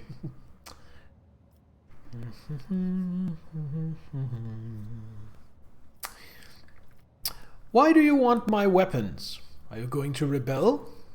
"To do business." The gang leader smiles ingratiatingly. "We're no rebels. If anyone blasphemes against your ladyship, we call the troublemakers to order, and we shed blood for the flagship without fear. I suppose that makes us defenders of the ship? The thug raises his eyebrows questioningly and looks at you expectantly. Why stop there? You might as well call yourselves saints and say the fate of the whole dynasty rests on your shoulders. You obviously did not expect anyone to be here. Are the enforcers providing cover for you? I wish. Frenzo, the newly appointed captain, had our informant strung up. He's tightening the screws, damn it. We can barely breathe. Today's the last time we'll come to pick over this compartment. You all have your little fingers cut off. What does it mean? It's our gang's initiation rite, a fine tradition. By voluntarily removing a finger, the newcomer shows their determination and willingness to join us forever. It's also a badge of honor. He proudly shows off the stump of his little finger. Tell me why I shouldn't execute you on the spot. You could execute us, but who would take our place? Shameless scum who rob and kill to their heart's content. Bastards who accept mutants into their gangs and pray to the archenemy. There have always been outlaws on this ship. You're better off with outlaws like us, who don't go too far and who keep the heretics down. He makes a good point. What do you think, chat? I am actually inclined to let them get away with it.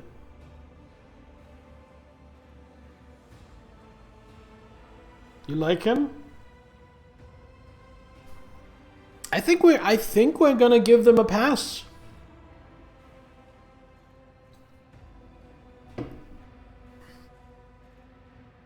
You're not a fan of him?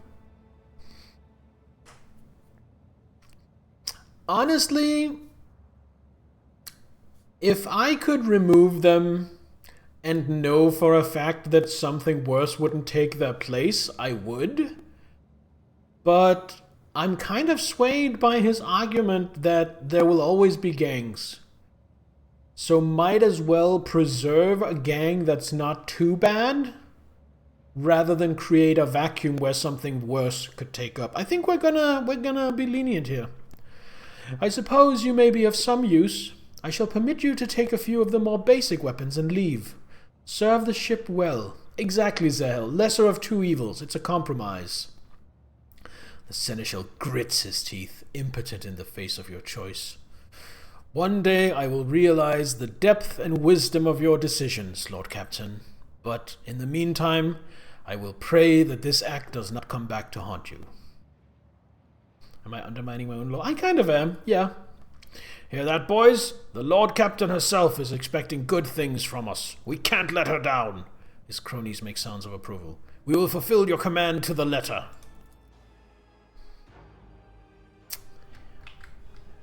And now, most importantly, I'm gonna go around and see if they left anything behind for me to pick clean. Because that's the real reason I'm in here.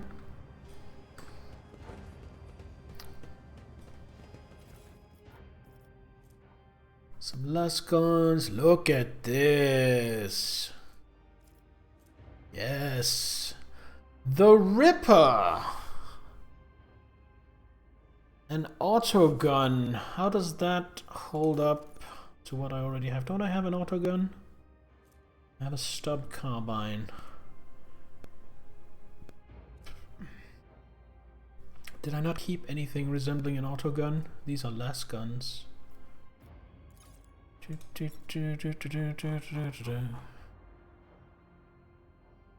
Just want to compare it to a regular autogun.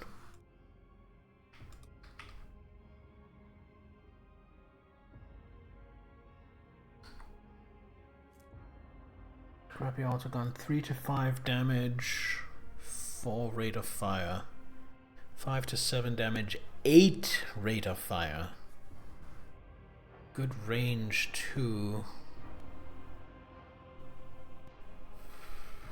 I think I'm going to keep that. I don't have anyone I want to put it on, because this is the kind of weapon that really belongs on a soldier, but the only soldier I have currently has a bolt gun. But if another soldier joins my retinue, I might put the Ripper on them. So we're going to keep that. Pascal, open this for me. My success is an irrefutable certainty. Dispenser module, salvaged Omni processor, whatever the hell that is, and some drinks. Nice.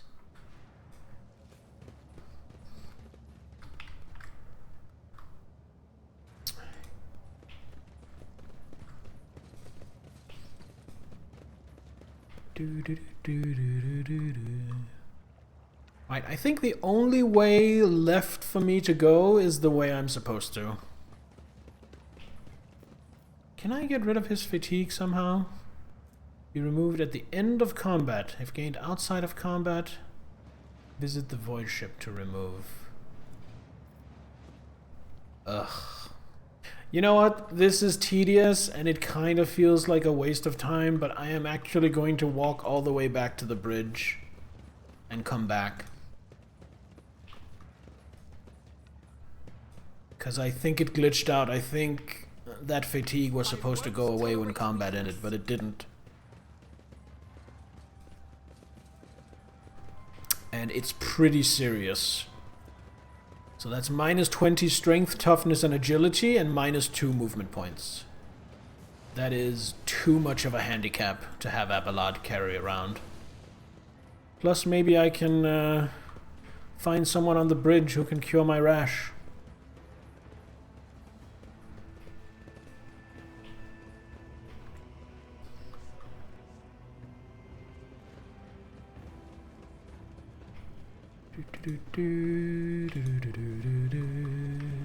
Follow my lead.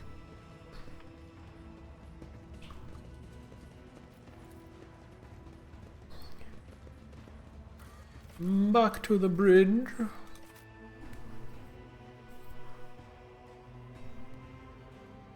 And now I think his fatigue should go away.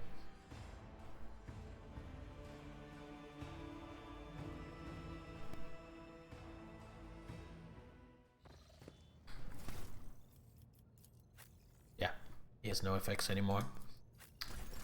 I still have the suspicious rash. Maybe Heinrichs can cure it? Have my complete attention. No, he can't. The Lord Inquisitor was most insistent that I master the discipline of scenting. No. I was kind of hoping, since he's a biomancer, that he might be able to do it. Let's have a chat with Janus. No, he doesn't have it either.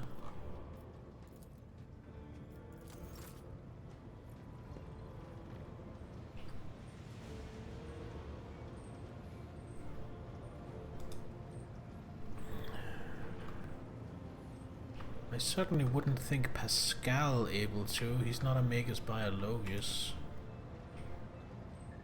Maybe, what's his name, Abel?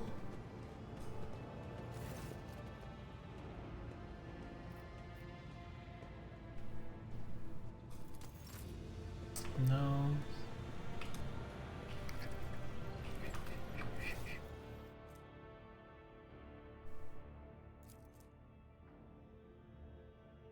Duration permanent. I certainly hope not. That would be very harsh.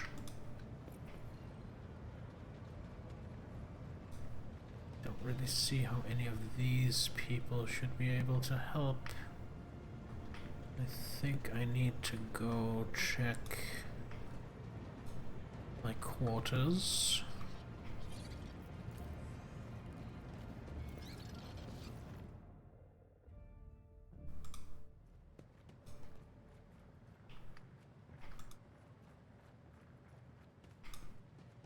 And see if the Master of Ablutions can perhaps help me.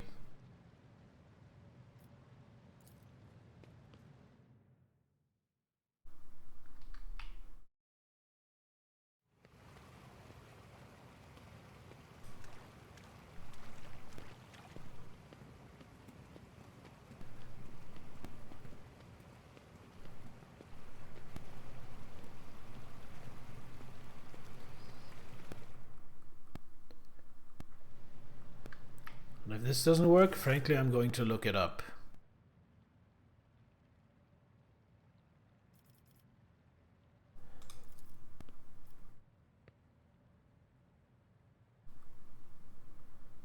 No, we're gonna wait with this for later.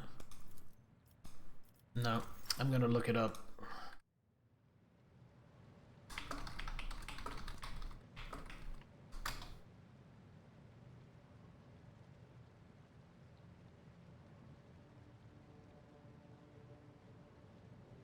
Okay, here we go.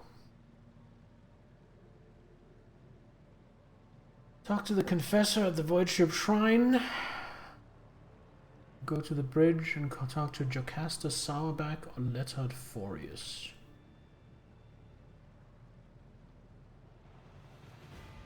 Okay. Let's see if we can find Jocasta Sourback or Letard Forius.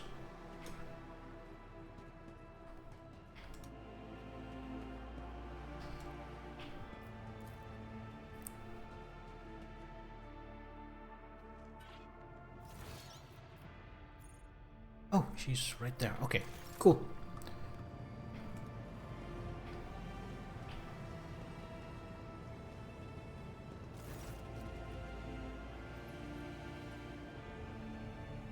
Jocasta Sourback is the very picture of discipline. Her uniform is exquisitely pressed, her armor is polished, and her posture is imposing and rigid. The only flaw in her immaculate appearance is the heavy Enforcer's maul, which is worn and battered from frequent use. She salutes you with a practiced motion. Greetings, Lord Captain! Your enforcers are doing a rather poor job of keeping order on the lower decks. I caught some kind of rash because of them. The mask of nonchalance on Sourback's face shatters. She rolls up your sleeve with one hand, already pushing the tip of a long glass syringe into the center of the growing rash with the other. A cramp runs through your body, and a cold sweat breaks out on your temples. The itching subsides, and you start to feel much better immediately. The Emperor protected. 70 experience! So, chat, if you ever feel like you're not powerful enough, like you need to get better, you need to improve yourself, get a really nasty rash and then get some penicillin. The experience will give you experience, which will make you better. Wouldn't it be hilarious if I had leveled up from that? Void leprosy is a terrible disease that have affected several of the lower decks in recent years. Our chirurgeons know of a remedy that prevents its development at an early stage of infection, but if treatment is delayed, the patient's fate is not pretty. When did it begin to affect Bay LDA-14, and why wasn't I informed immediately? The Master-at-Arms bows her head in obedience, her eyes burning with rage and shame. Please, Lord Captain, I beg you to punish me for this ignominious transgression. Calm down. I am alive and well. But things could have turned out quite differently. On the first evening watch, I shall visit the temple and submit to the proper punishment of the flesh with a spiked scourge before his countenance. All right, if you insist.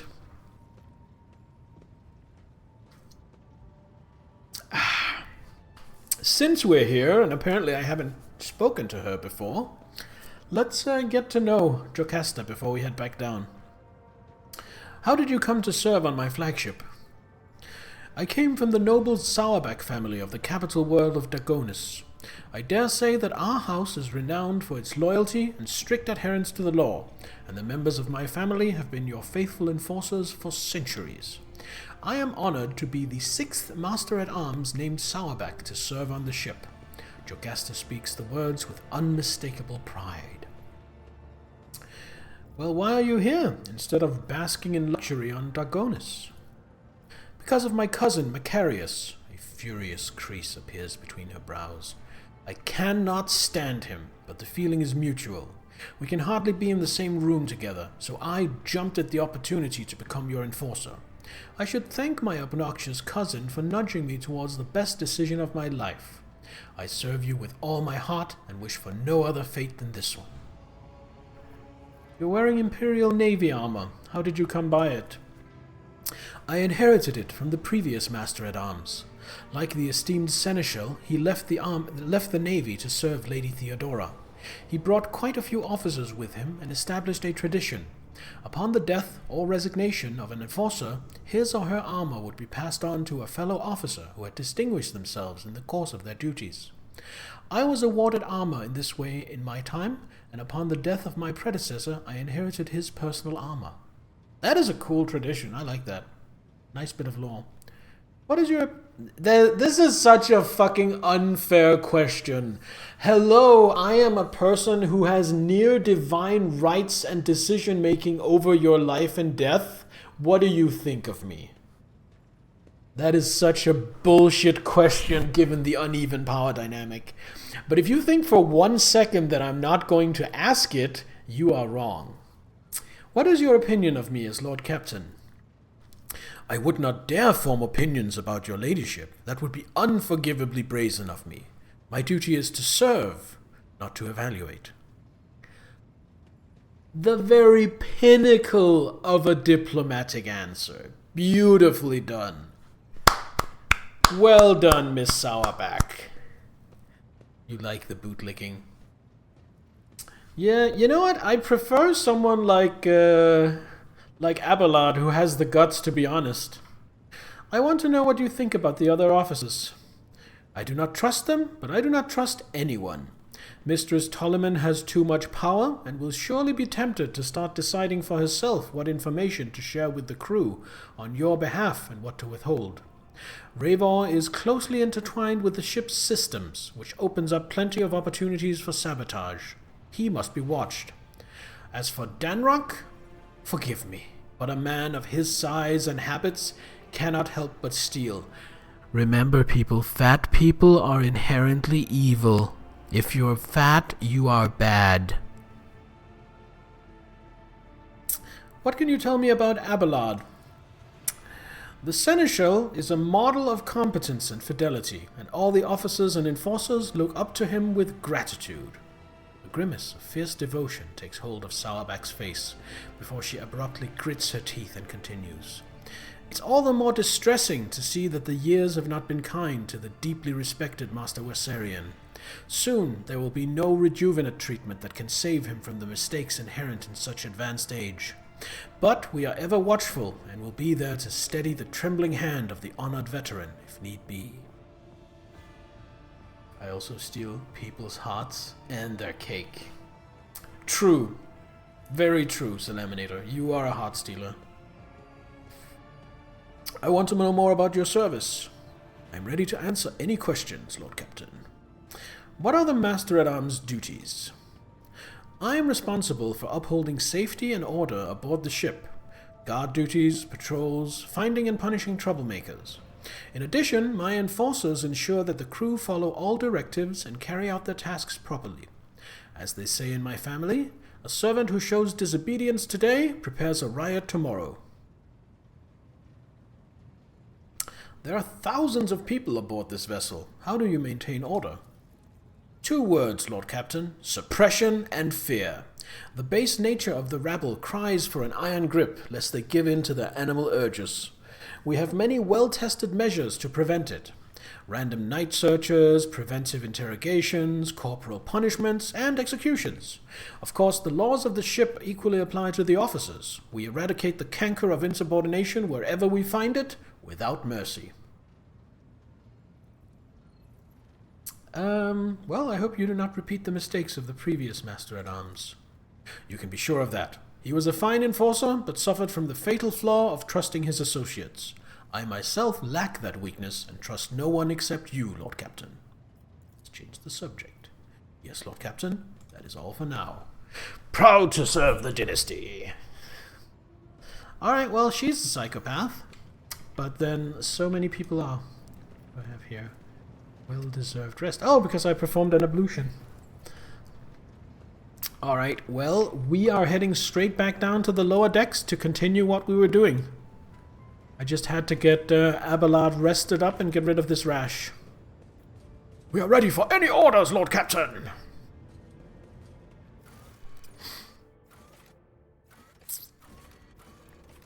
Alright, freight line. Same party?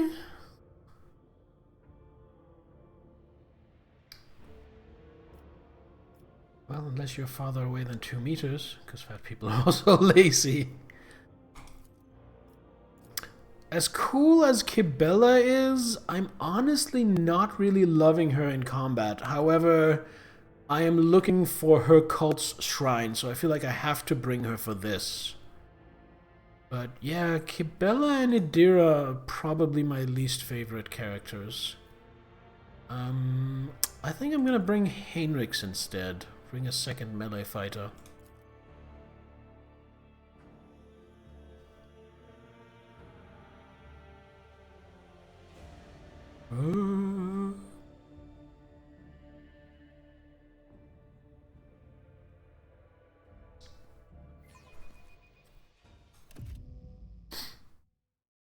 Which one's the any key? But now I need to change my formation, because I changed my party. Because now I want... I think I want this. I want you two in front. And then I want... You know what? I'm gonna make my own custom formation. I like that one of the formations is just a dick. That is wonderful. So I will be at the very back.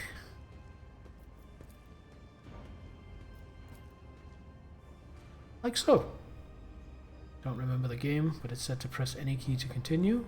Only space, escape, and enter worked to continue.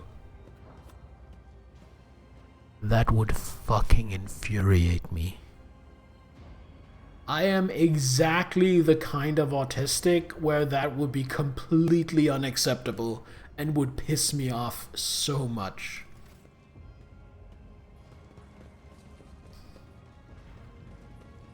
It's about time.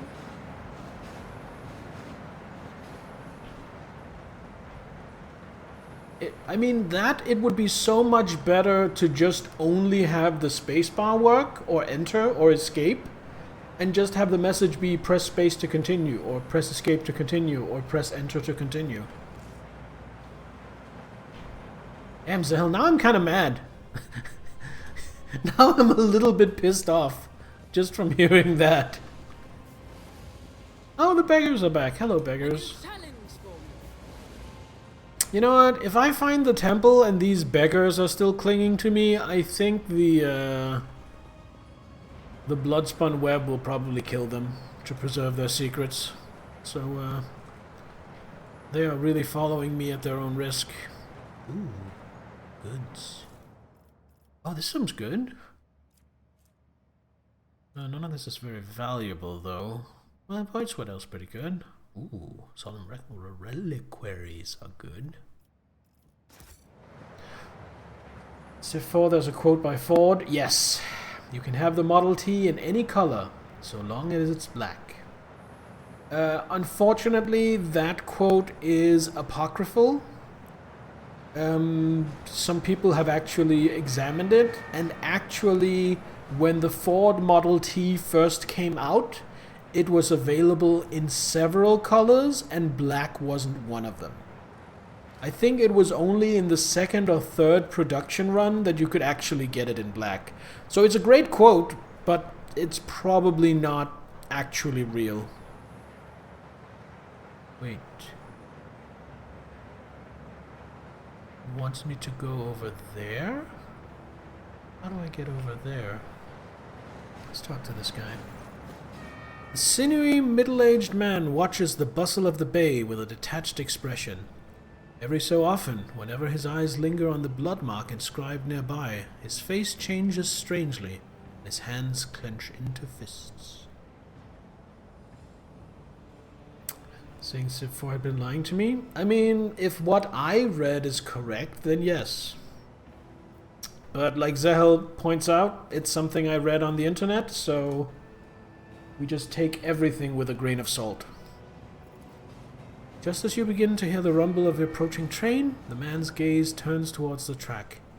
He leans forward. Do not even think of marring the underside of my train with your entrails. What? I didn't! The man starts and almost falls, but manages to keep his balance. In the dim lumen light, you notice old scars scattered all across his body. The scars seem vaguely familiar. Oh, is he a member of the cult? Pascal's Vox synthesizer springs to life with an indignant binary trill. I am registering this unit's intention to use the tracks for purposes other than those intended by their design.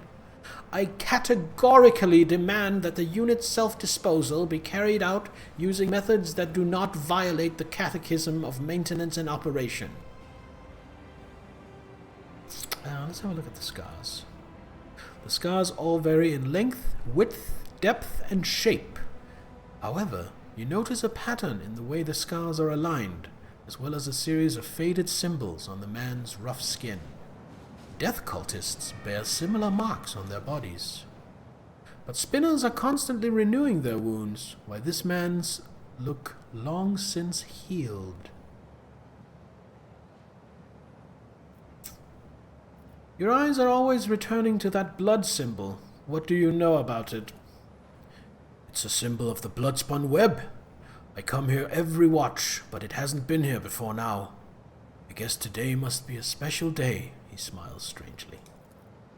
The man's faded eyes go wide as he notices Kibella. His voice quivers. Have you come to take me to the other side? Kibella briefly studies the man's face, then turns away. I do not know you. Death's gaze is not upon you. The man lets out a dull groan and turns to look at the symbol again. But then, why is it here? You know the symbols of the bloodspun web, and you bear similar scars. Are you a spinner? I was, but I failed to complete my final assignment, so I was exiled from the cult. The Vizier told me to kill the one who would be at a certain junction of the utility tunnels at a certain hour. I went to the appointed spot. There I waited an hour, 2, 5. The junction was still empty. Nobody came. After hours of waiting, I finally realized the person at the junction had been me the whole time. It was my turn to go to the Undying One, but I was afraid. I couldn't do it. I couldn't do my duty. I ran. So the spinners simply let you go? They made no attempts to find you and kill you? There was no pursuit. I thought I'd see their black blades the very next day. Instead, years passed without them taking my heart. I tried starting a new life, but the terror never stopped eating away at me. When I got truly desperate, I went to the Temple of Death myself, but no one there would speak to me. When I gave them my name, they just whispered, Sabrit has gone to the Undying One. They looked through me like I wasn't even there. I've lived like this for 20 years, like a coward, like a dead man. You were ordered to die. For what reason? Oh, here's the next part of the poem. But some would choose to leave the righteous path. These earn penance in due time. Her whip sings vengeance on renegade menace. The blades pass sentence, for cowards seek to hide their hearts. But death makes no pretendance. It takes what is due in essence. He stops, then adds hoarsely. The third verse of the Song of Trailing Blood. The Vizier recited it to me before sending me on my final assignment. I didn't realize at the time that it was my judgment. Another verse, another step along the trail of blood. The riddle is trivial. It is time for death to take what is due. The Vizier is waiting expectantly for you to carry out the sentence he passed years ago. There were plenty of reasons. I sowed death. I offered him the souls of the most pleasing men and women I could find, because it kindled my passions. I killed well-off crewmen who didn't deserve their wealth. I took their thrones. I killed enforcers who looked into my eyes without fear, because I wanted to be feared. I reveled in bloodshed. I betrayed the tenets. I realized it, but I couldn't help it, because I enjoyed it.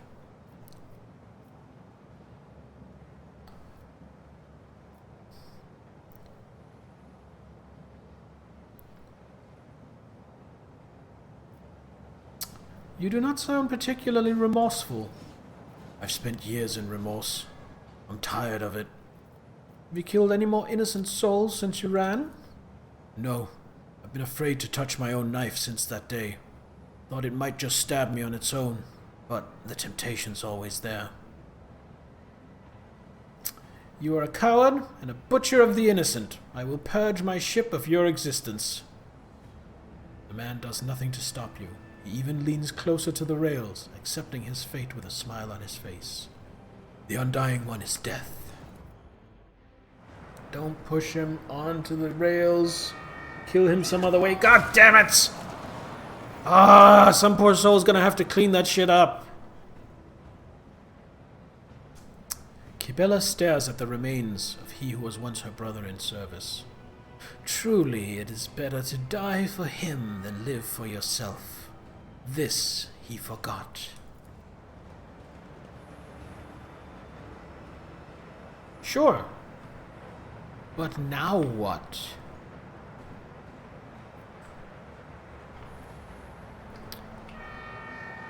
So the symbol points over there, so I guess I'm going over here.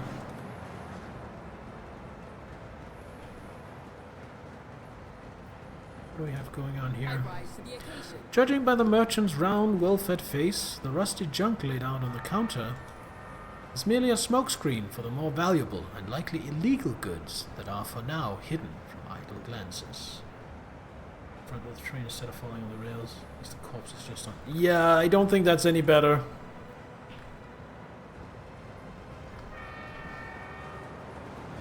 What are we doing here?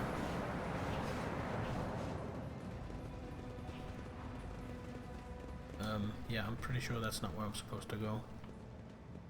That was grind Pascal's gears. Yeah! Victory awaits. And he's right to be pissed off.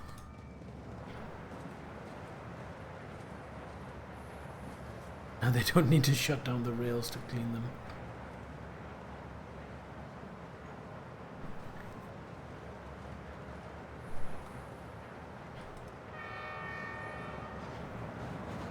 Can I talk to the Kibella? No, I can't. Well, he's dead, but now how do I find... None Let's check the shall journal. stand in my way. Ghost Temple. Let's revisit these.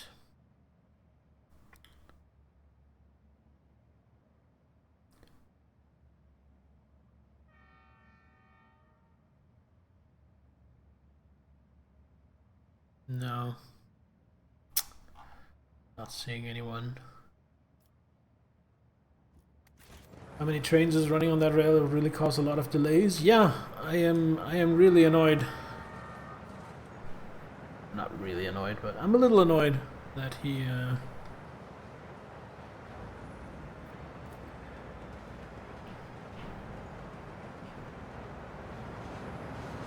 gonna see where this takes me. Oh, now there's a... Hold on. This wasn't here before, I think. Follow my lead.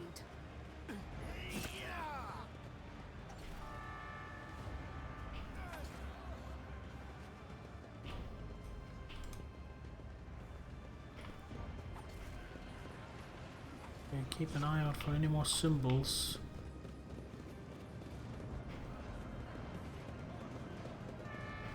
Oh, there's a symbol here.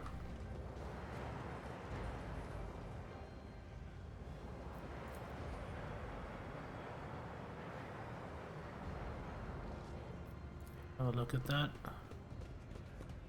The longer you stare at the mark, the quieter the sounds of the station become. The shadows grow longer and seem to stretch in the direction of the adjacent section.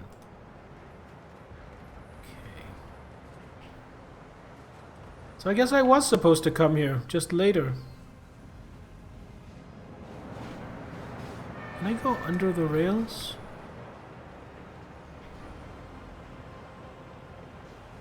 No, not very far.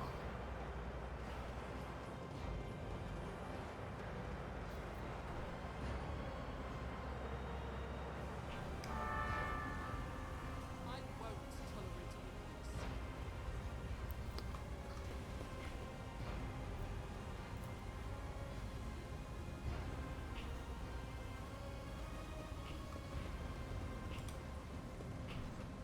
Just looking for that symbol anywhere. Oh, here we go. Oh, Zdena the Outcast.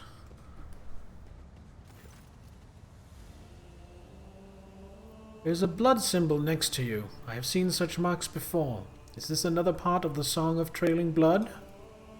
Zdena bursts into hysterical laughter. Oh yes, the song. Here, listen, listen. She wandered in an eternity in dark, yet was consoled, web foretold. Undying one's blood secrets glowed, a light to guide her faithful fold. But threads must end, and so the spider did what was owed, her life and death to ship bestowed.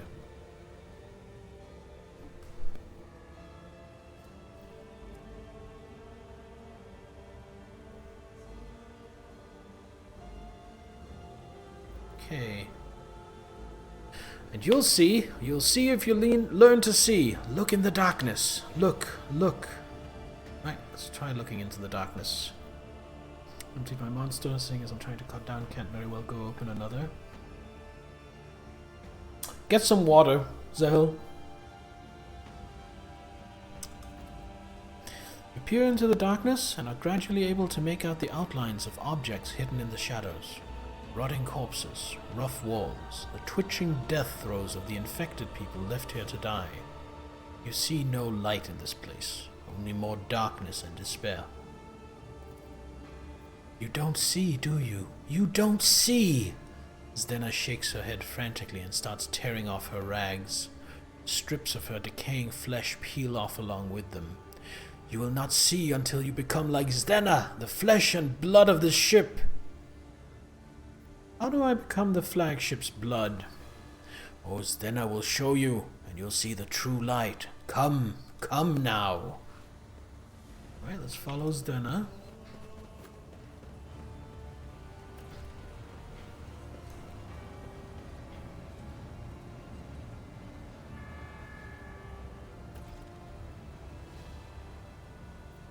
Yep, let's do that. The rotating blades promise nothing but a senseless and brutal death. Slipping past them would require some unreasonably precise calculations, or blind luck. While listening to the air currents, for a moment you think you hear Zdena's whispered prayer rising from the depths of the shaft. Okay, so I can go dogmatic, or heretical, or athletics. I am gonna go athletics.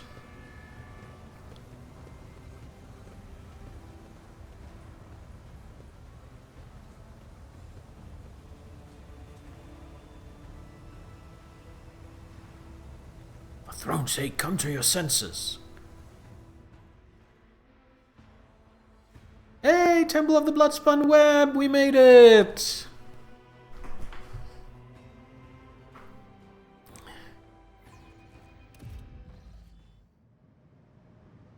Oh, and I'm alone now. Interesting. Can I leave? No, I don't. Seems like I can't. The Undying One is death. The Undying One is duty. What a pleasant place. A new challenge for me? Yeah, I am not doing a 50% chance athletics check. Not even for treasure.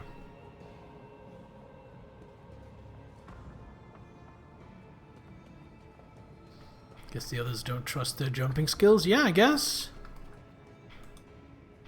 Honestly, I'm not sure I can really blame them.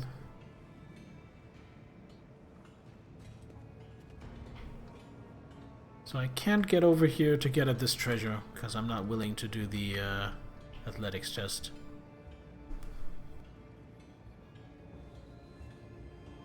You know what? Let's save scum it.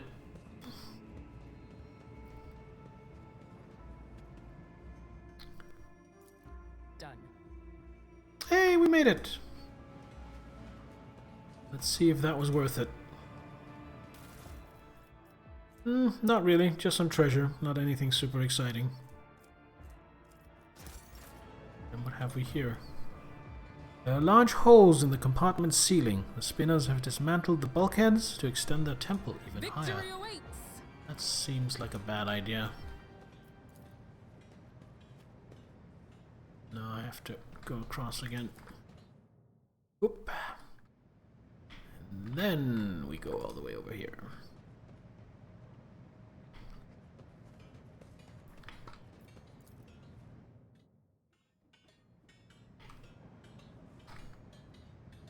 Can I go back up? No. I'm guessing there's some other way out of here because otherwise I'm getting stuck. Wait, there were goods there? I missed out on goods? Oh no. Moon, hi, welcome! How are you this fine Tuesday night?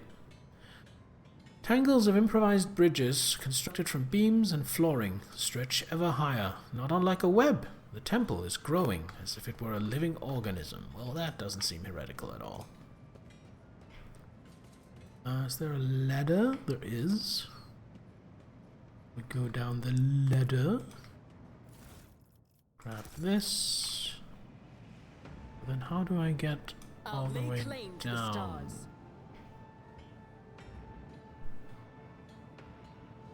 Oh, there's a different ladder over here. There we go. Go down.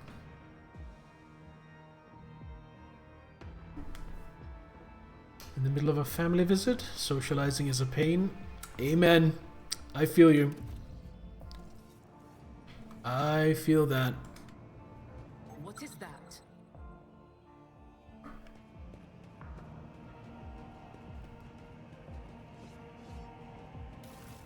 How am I besides getting lost? I'm good. I am still really enjoying this game. This game is fantastic. Cold stone sarcophagi serve as the death cultists' beds. Bones of their deceased comrades are their bedding. Jesus. That is like Mary Shelley levels of goth. Being an introvert is a blessing and a curse. Social battery is so It's small. about time. Yeah. That's what a lot of people misunderstand about being an introvert. It's not that we're antisocial. It's just that we only have a certain capacity for socializing. There are introverts that love socializing. We can just only do a certain amount of it before we need to recharge.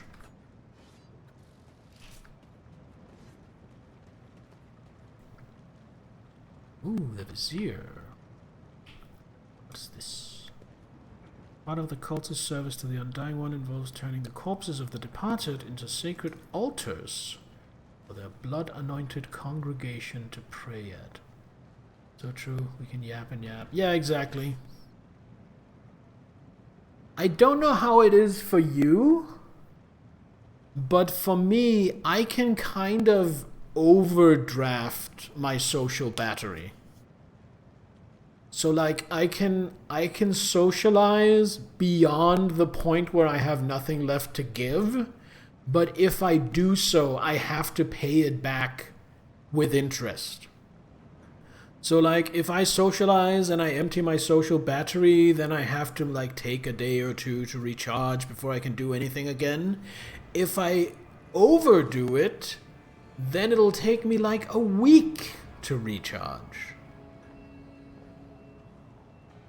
Do you believe the way introvert versus extrovert is sorted depending on how you charge your battery? Yes, exactly, Zell, but a lot of people get that wrong. You would be surprised at how many people think introvert and extrovert just means antisocial and social. But no, what you're saying is actually the way it is. 4th, 5th, 6th, 3rd, Cabela, Vizier. None shall stand in my way. Smoke tickles your nostrils, making you slightly dizzy. Oh no. Hello, 4th Spinner. The Undying One is death, and the Undying One is duty. The death cultist bows his head reverently. Death cultist bows his head reverently. Domin Teophania, the Undying One has whispered that you would honor the Temple of Death with a visit. We are ready to serve you. Okay, So we have this whole conversation with the Vizier. However, ads are due to start in just a couple of minutes. So what I'm going to do is I'm going to run the ads early to get them out of the way so we can lock in and get into the conversation and really immerse. So don't go anywhere. I will be right back.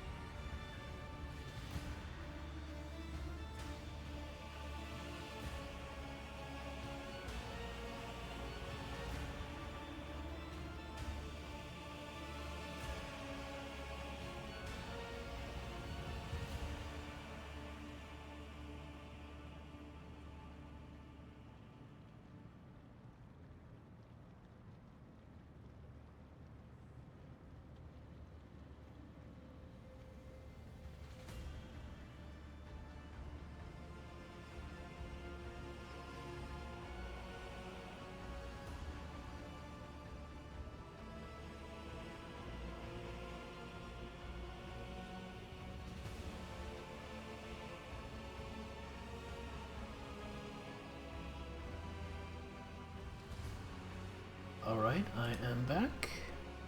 Don't get to recharge that much before you have to socialize. You're always in power save. I've been there. It sucks. It sucks. You're just always scrambling to catch up. It's rough. A frail old man, grey beard tinged with blood, folds his wrinkled hands in a ritual gesture. His body is covered in scars, some old, some fresh. His eyes are sewn tightly shut.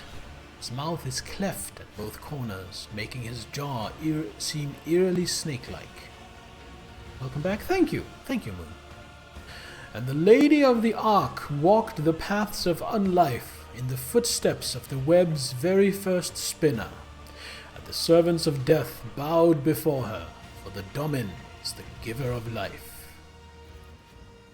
The old man goes still, his head turned to the side. He nods toward the temple's muffled silence. Yes, truth like a stream pours from your lips. We welcome her as the tenets demand. That for your mom. She doesn't knock before she enters your room. She has no work, so you never get to... Oh, God, that sucks. Yeah, that sucks. I've come to the conclusion that I can't have a roommate. I need my privacy. I need to be able to lock my door and be in peace and like walk around my apartment naked and all that stuff. My quality of life just needs that. A thin blade appears in the old man's trembling hands. Although his arms are stiff and look like they can barely bend, in the next instant the dynasty symbol is etched on his forehead, dripping blood. With a brief motion, he flicks the blood off his blade, and several drops land on your face. The blood-spun web welcomes its new lady. I am the Vizier. For many years we have waited, and now you are here. We have waited, whispers echo his words from the shadows.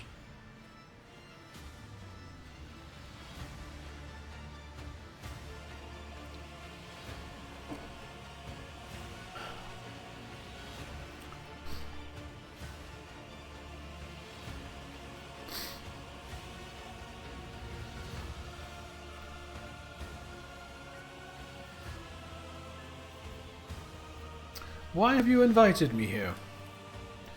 Death whispered your name and commanded us to honor you with a sacred ritual, but only inside the temple can the spinners perform it. The Vizier is suddenly distracted by someone invisible and nods towards empty space. Yes, we are glad she has reached this place. We are glad to serve. What do you mean you've waited for many years? It's not so long ago that I made my acquaintance with the cult. As I delve into my divinations from the flesh and blood of the departed ones, I turn to a relic most ancient and priceless. It is his tarot, inherited by the cult from the matriarch spider who spun the first thread. One of the readings I did back when I still had the strength to leave the temple and usher souls on their final journey. That was when, in the intricate tangle of destiny, I glimpsed our meeting. But when we would meet, alas, was not revealed to me. So we waited, year after year, and now the hour has come. Well, I have walked the path of the matriarch spider. What now? The song of trailing blood tells of a path fraught with trials. By accepting it and setting out on that path, you pass the first one, trial of resolve. For not everyone is prepared to shun their fears and doubt and embark on a search for the unknown, a search for death.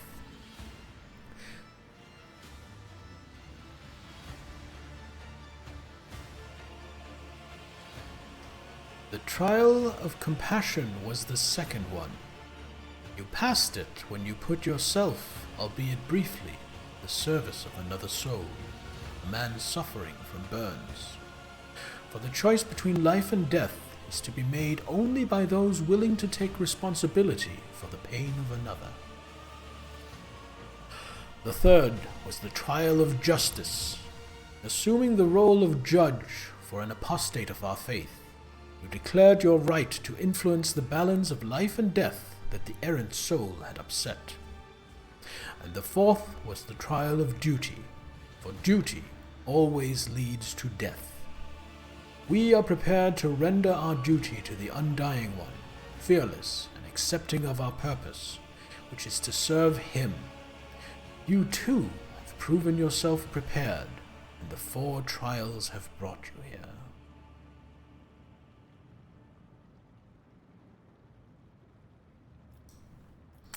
The path I have walked has helped me understand myself better.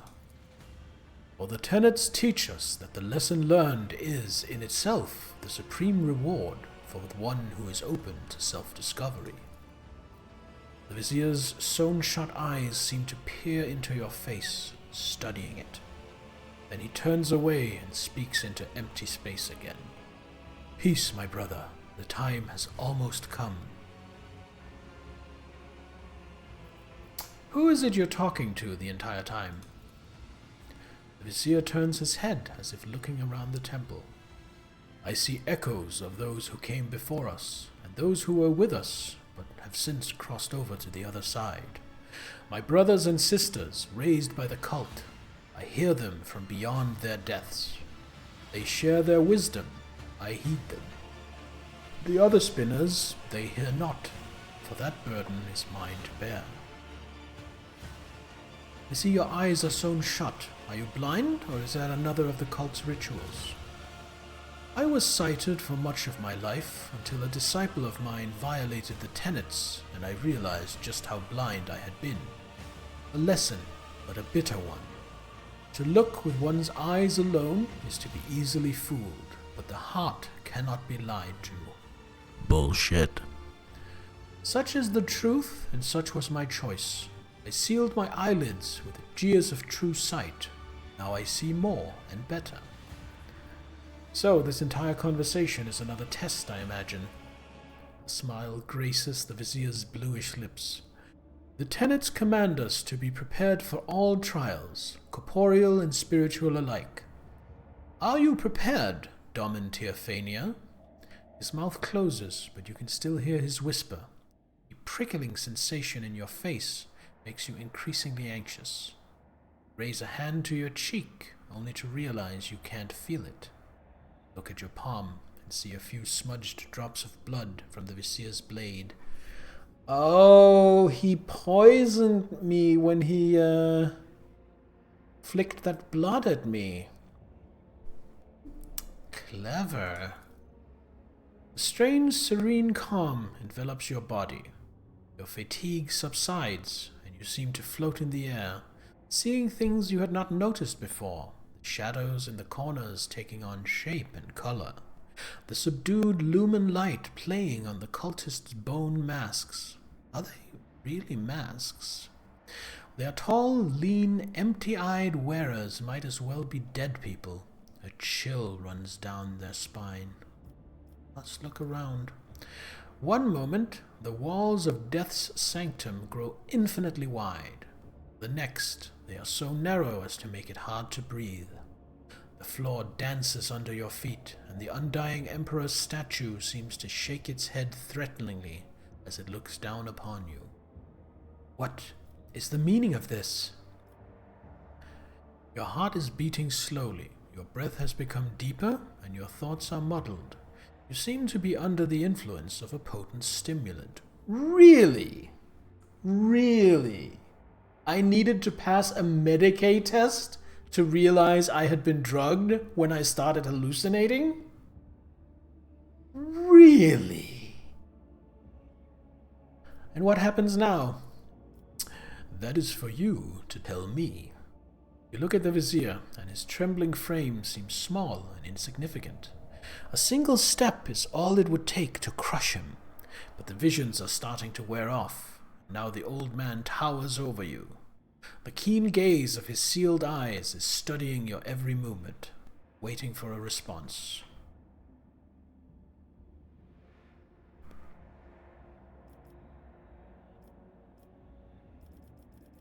First, you are going to give me the antidote. There is none, but I will ease its effect and quicken dissipation. 3 long, thick needles appear in the Vizier's hand. A moment later, they are inside your body. 1 in your neck, 1 in your shoulder, and 1 between your ribs. You feel no pain or discomfort. On the contrary, your mind feels clearer and your muscles regain their function. The Vizier then carefully removes their needles. Now you will feel better. I don't want to pick any of these. I don't want to be initiated as a servant of death, but I also don't want to punish him. Out of these 2, I'm going to pick initiation. But I'm not happy with these options. I wish there was a more neutral option. Now you're going to initiate me as a servant of death. A servant of death! Hiss the echoing whispers from the temple. The Vizier bows his head reverently. You have become the blood of the flagship. Now you will become one of his faithful servants. We may not name you Spinner, for a spinner's thread demands the forsaking of one's previous life. But the blood-spun web will still accept you. The tenets allow it, but only for a domin who has followed the trailing blood until the end.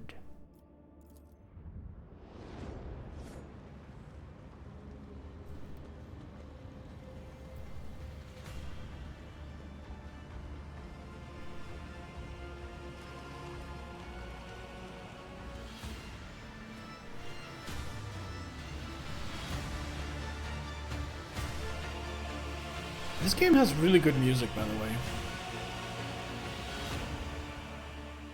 Good sound design. Upon the ritual platform, at the undying Emperor's feet, under the keen gaze of his dark, empty eye sockets, you feel completely insignificant. Surprisingly, the thick blood pouring from his hands onto your brow, chest, and shoulders is still warm. Bowed before his image, the Vizier assumes the ceremonial postures with incredible ease, his withered body moving swiftly and soundlessly. You are slowly plunged into darkness to the sound of ritual chants and swooshing blades. Amid the noise of splashing blood and the cultists' whispers, you hear the words, "Death has spoken your name, Domin Teophania. Death accepts you." A familiar whisper, is scratching at the periphery of your consciousness. Or is it an inner voice? Even if he hears you, what does he care? He did not save Theodora. He will not save you either. You are not his chosen one. But what if you offer a prayer to the gods that are truly immortal? The ones who do not hold back with their gifts. The ones who are always willing to accept you. I can act. I will look up into the face of the Emperor statue. Blood falls into your eyes. You hiss in pain but raise your head. Through a red mist you glimpse a harsh truth in the Emperor's face. Death sees you. Death is watching you. Could the lingering intoxication still be playing tricks on your mind? Vizier of the blood-spun web. The Vizier's voice grows suddenly thunderous and snaps you out of your reflections. Death has accepted you, Domin Theophania. Now and for all time, you are the Blood Warden and the Undying One's most venerable servant.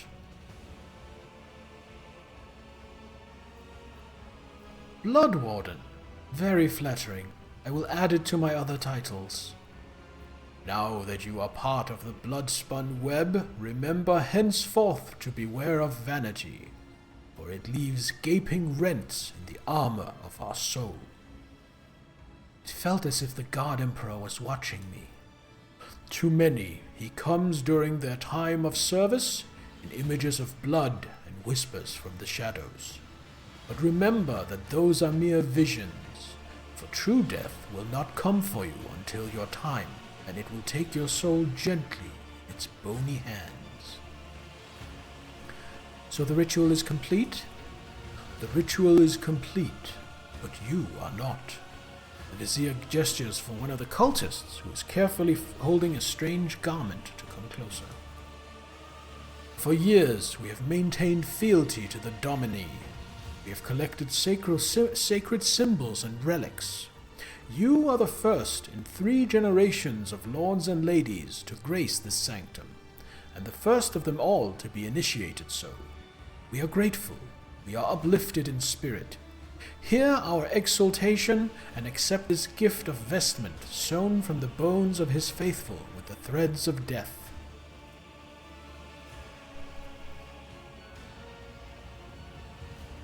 Ooh, that seems like a pretty good armor.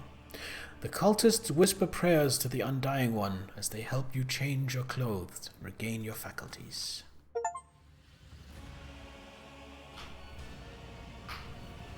I want to check something.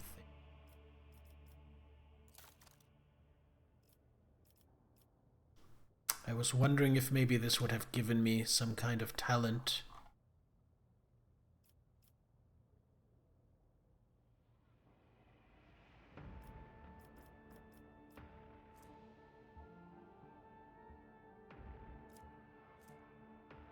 Oh, wait, what do we have here?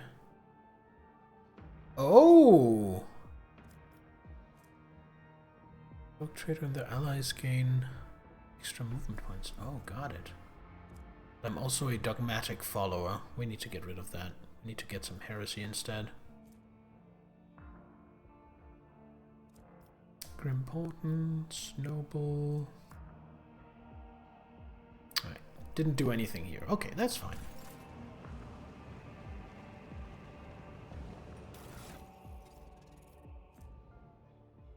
So that is 25% armor with no penalties or other effects. This would be 30% armor with no penalties or other effects, and 10 extra dodge if I'm not in cover, and 2 extra wounds.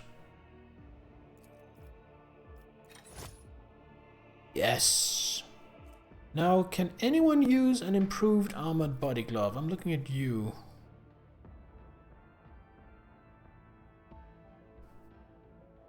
No, I think what I have is better. What he has is definitely better. He has chainmail, so that's definitely better. Even this one would be better. What does he have? Oh, right, he's wearing heavy armor. He's wearing Keramite Stormtrooper Carpus. What about her?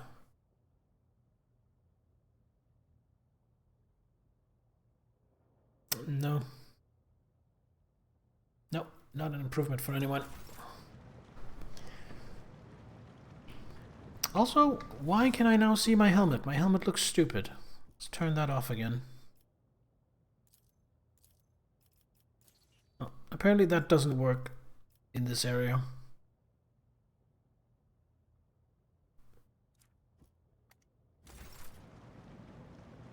There's my party. Oh, I've been reunited with my party. Got it. We must act.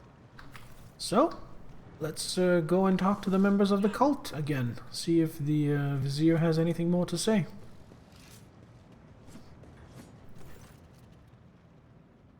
The Vizier's head trembles with the infirmity of age, and his lips utter barely audible words meant for those only he can see. Domin Teophania has honored us with a visit. We are glad. First Spinner. Peace, Kibella. You are the shield, you are the shadow, you are the blade, so be them. How did you manage to erect an entire temple in the middle of my ship without anyone noticing? Followers of the cult once inhabited the tunnels between the bay's bulkheads, until the threads of fate were tangled and a Domin of ages past gave us this compartment. We set ourselves to building spacious halls where shadows, the images of him, and the spinners themselves would whisper of death. And thus the temple that you see began to change with the succession of viziers and the cult's generations. We are building it still, slowly but surely.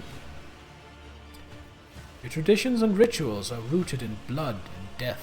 Many are frightened by that. Many are blind, even with their eyes wide open. Thus spoke the matriarch Spider. People look at things without seeing their essence, which makes them easy to beguile or frighten. We adorn the tunnels with the bones of the righteous, that they may guard our faithful against corrupt deeds and thoughts. We use the blood of the unholy ones for divination, so that we may see dangers. The blood of martyrs is our wine, for their suffering makes us stronger. People are afraid, but only because they see death as the end. Death, however, is a beginning. It is life and duty and oblivion. Death has many facets. That is its essence. That is its beauty. What are the tenets of the bloodspun web? I want a clear answer. Every thread ends in death. The Vizier falls silent, as though those words have explained everything. Then he nods toward empty space. Yes, I see she is still full of questions. Let us give her answers about our ways, my brother and sister. What is your supreme commandment? To give and receive death, and to fear no twist or turn of fate. One who is afraid of death is already dead in their soul, waiting for the end, afraid to accept the inevitable. A life of fear is disgraceful. The true service is in dedicating oneself to death with no regrets. What do your tenets say about human weakness? The smallest stain of rot is enough to ruin the most beautiful woven pattern. Weakness is a gateway into the soul, one we hold open for new failings. It is born of desire. Kill your desires, and your weakness will die along with them. That's almost Buddhist. The followers of the web are skillful fighters. What is your secret? The Vizier smiles gently. I cannot share the full wealth of my knowledge, for it has taken me a lifetime to learn. But I can share this foremost lesson with you. Be guided by reason, not fury, when you fight, and seek no pleasure in killing. That is how you will win. I see. Vizier is once again distracted by the empty space to his left. I will take my leave. We will meet again, Domin. When the threads of fate weave a bloody pattern. Right, do these spinners have anything? No, they don't have anything new to say. I think I'm done here. Ooh. Ooh. What do we have up here? What is this? What's this? What's this? Underneath the ancient relic is a stone plaque with an inscription carved in elegant cursive. If you value life above duty, you are not worthy of life. Vizier Geoffranus. Geoffranus? Vizier Geological Survey. Ooh. Let's rob the cult. What do we get? Some corpse starch, belly churn wheels. No idea what those are. Seems to be some kind of food. Crusade metals, tranks, ploin juice containers. I won't tolerate weakness. Won't tolerate weakness.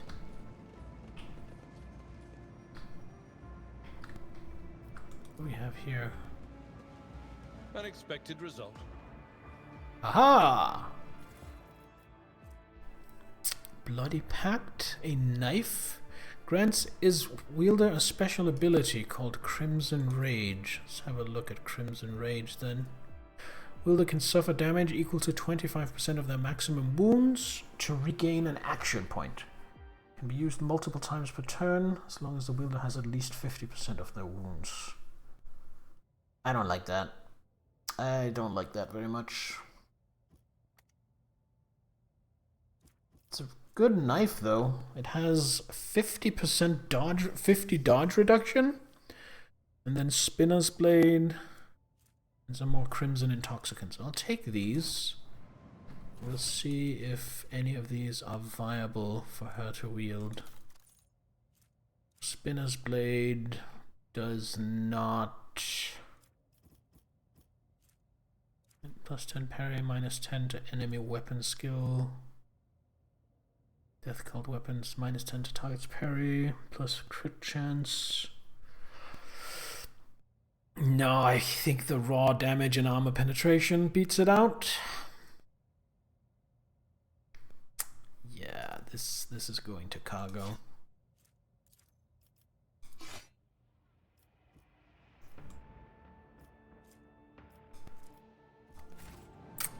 I guess we're leaving. I'm glad to note that the blood-spun web. A spinner, his face covered in carved bleeding glyphs, make a respectful gesture of invitation. Let me show you the way, Domin.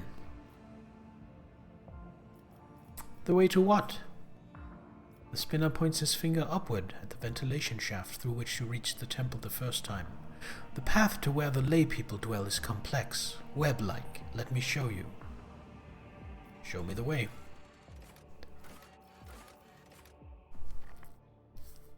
And then we go back to the freight line.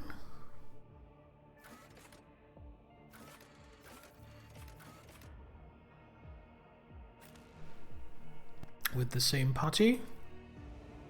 Because I want to see if we have any advice we can give to the leader of the enforcers here.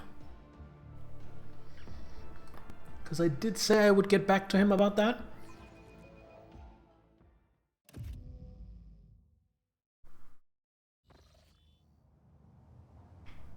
A new challenge. Have a feeling like there's not going to be anything to it though. Oh, there is actually. Captain Frenzo has acquired a few wounds since your last conversation. Half of his ear is gone, and you notice he is wearing bloodied bandages under his uniform. Seeing you, he quickly injects himself with a stimulant and straightens. How may I serve you, Lord Captain?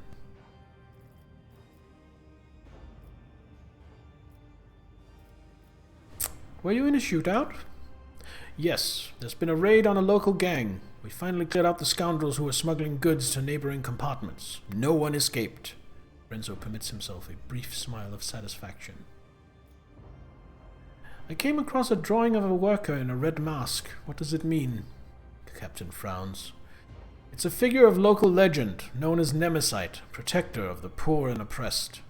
Ever since I was a child, desperate people have been drawing his portrait on the walls, hoping to summon a defender to punish those who wronged them. We've had 13 or so fools calling themselves Nemesis over the past 5 years. We disburdened ourselves of them, just to be sure.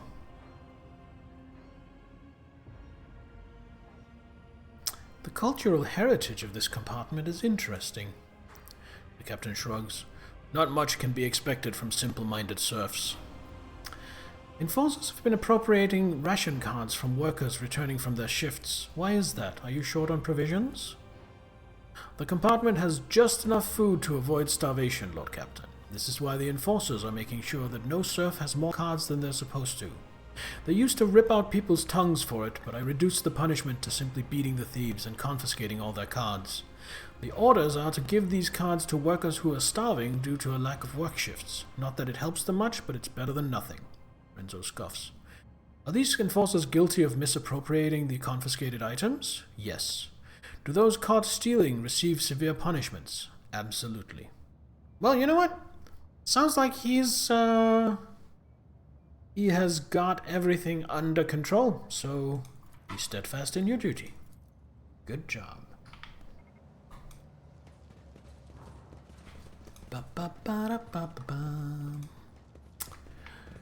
Alright. Let's see, what time is it? So I also want to check out the Void Ship Shrine and the Astropathic Chapel. So let's start with the Void Ship Shrine. Take Kibella off, bring Cassia instead, I think.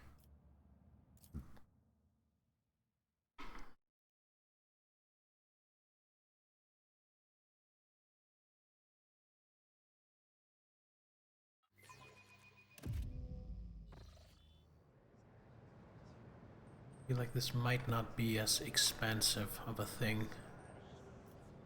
To another compartment. Halt! I noticed something. Ooh.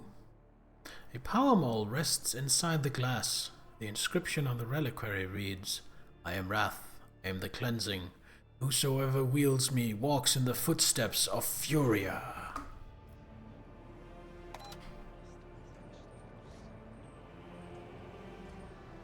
Oh?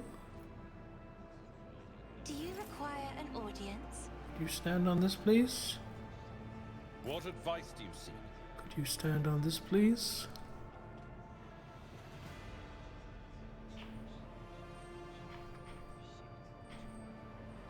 One here as well. Remember, Phoenix, could you stand on this, please?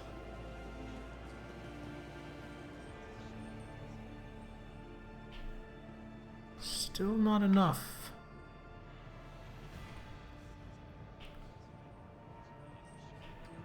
What if... Oh, is that another one? I don't think it is. What if while they are standing on it... Shall prevail. Press it again. No.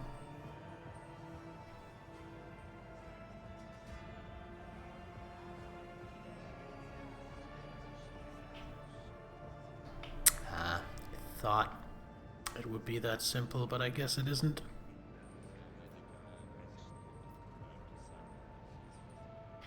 Alright, anyone here worth talking to? Confessor Adalbert. Right, let's talk to him.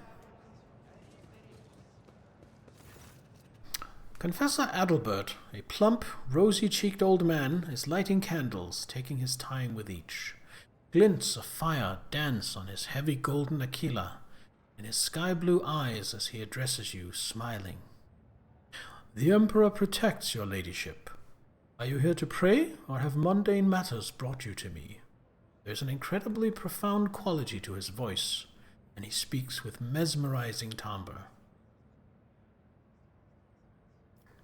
Remind me, what is it you do on my ship?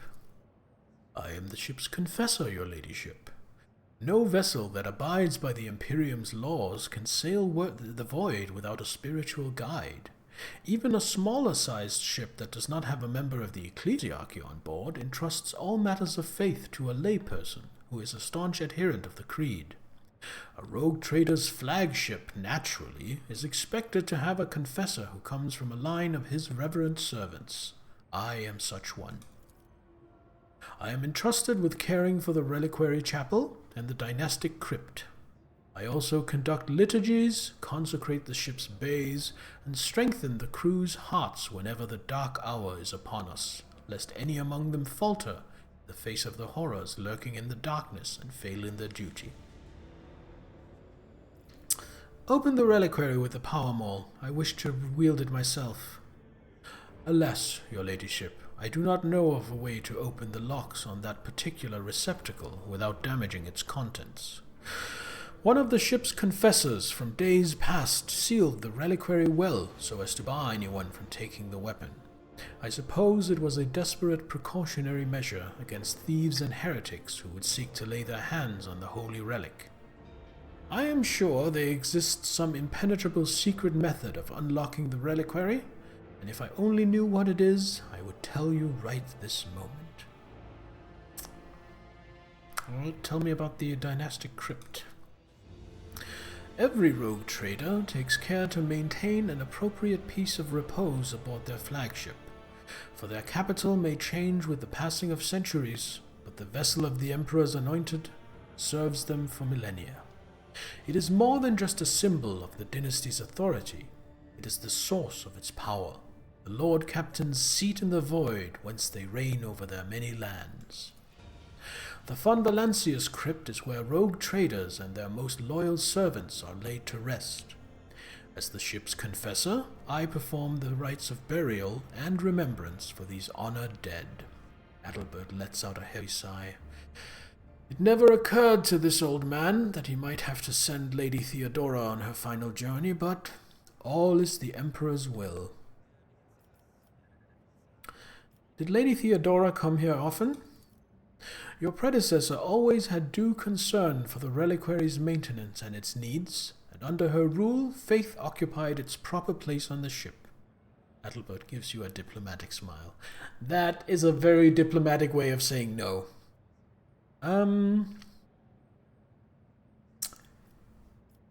People confess to you, do they not? I am interested to know the thoughts of some of my subjects.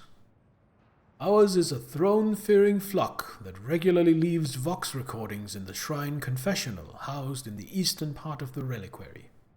This allows us to maintain constant watch for any heretical tendencies. We can observe the earnesty with which our parishioners render their duties, as well as any dangerous dissent brewing in their minds. Initiate Clotus is responsible for sorting the confessions. He would be honored to offer you access to the confessional cogitator. Alright. I'd like to find out more about this place. I could talk about the reliquary chapel for hours. Where does this collection of sacred relics come from? Every relic we have here was either arduously tracked down by your ancestors, captured in battle against the faithless, or received as a gift for glorious deeds. A show of loyalty to the Emperor that speaks for itself, does it not? He makes no effort to conceal his pride. For our part, we keep the precious relics intact and undisturbed as we conduct liturgies and perform rites. Initiate Ziek is especially diligent in his care for the relics. Though he is of common stock, he earned his position through dedication and piety. Is this the only place of worship on the ship? Why no, there are multiple sancta on every deck where your subjects pray fervently and the clergy keeps a close watch on the firmness of their faith. This, on the other hand, he gestures around at the glittering reliquary, is the holiest of holy places, where only the noblest among your servants are permitted to set foot. I want those on other decks to be able to partake of this exuberance as well. Adalbert's eyebrows arch upward. Truly a most generous and gracious gesture, your ladyship. I will arrange for commoners who have distinguished themselves in their service to be allowed in here. An event like that will fill them with fervor, and they will pass down the memory of what they have seen to their offspring. Yay! I'm doing good.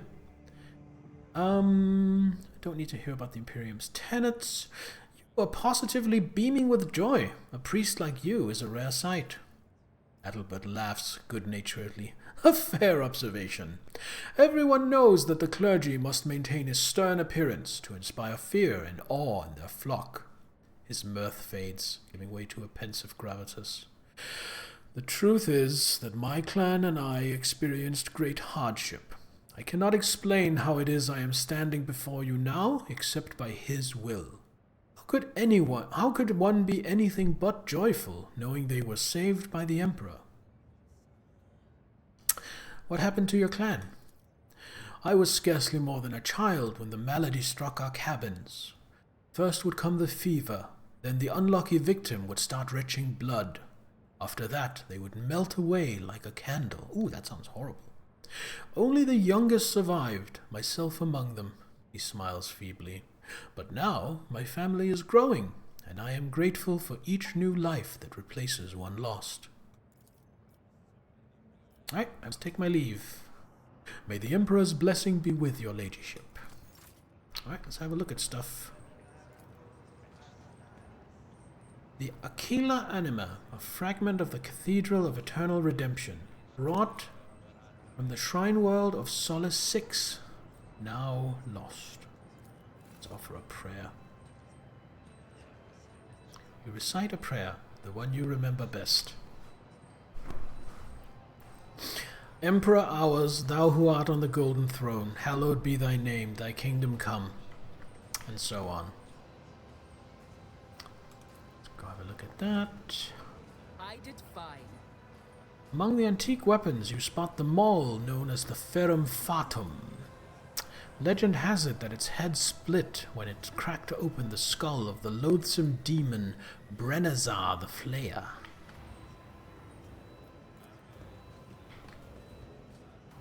The Imperium Invictum, the shards of an unknown Angevin Crusade warrior's twin blades, returned from pirate captivity by the grace of the Emperor. Oh, hold on.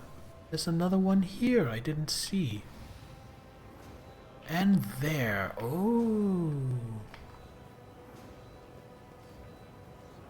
So who's still standing here? Sins hidden in the Magenta. heart turn all to decay.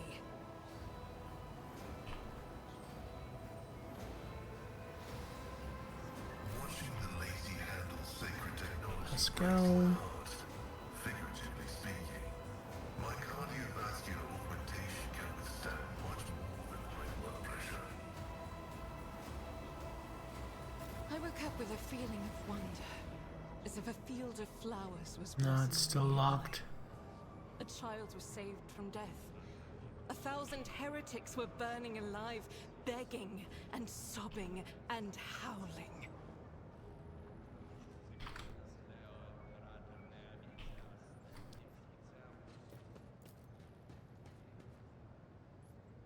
The Rex Regalia, the partially restored blade of Sathuthes the Earnest, a missionary who decimated the abominable Xenos and fell in a deathly battle against the unrighteous.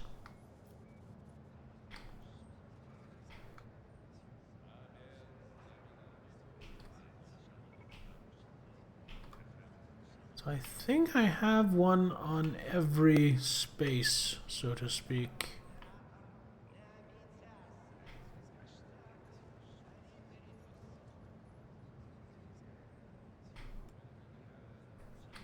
I'm always ready. The Emperor sets my path. The light of terror shines for us. Okay, so now they're all depressed. I tire of idleness.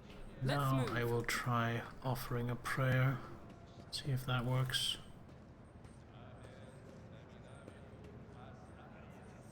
Recite a prayer.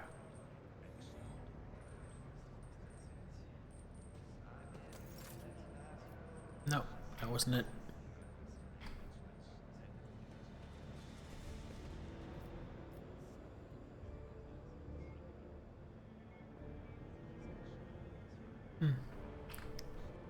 I'll lay claim to the stars. We'll have a look at this. I rise to the An occasion. ancient-looking chainsword without a fuel engine rests on the weapon rack. The shape of its teeth makes you think of the Ulma Universalis, a pattern from the Angevin Crusade era. Hello, Zeke.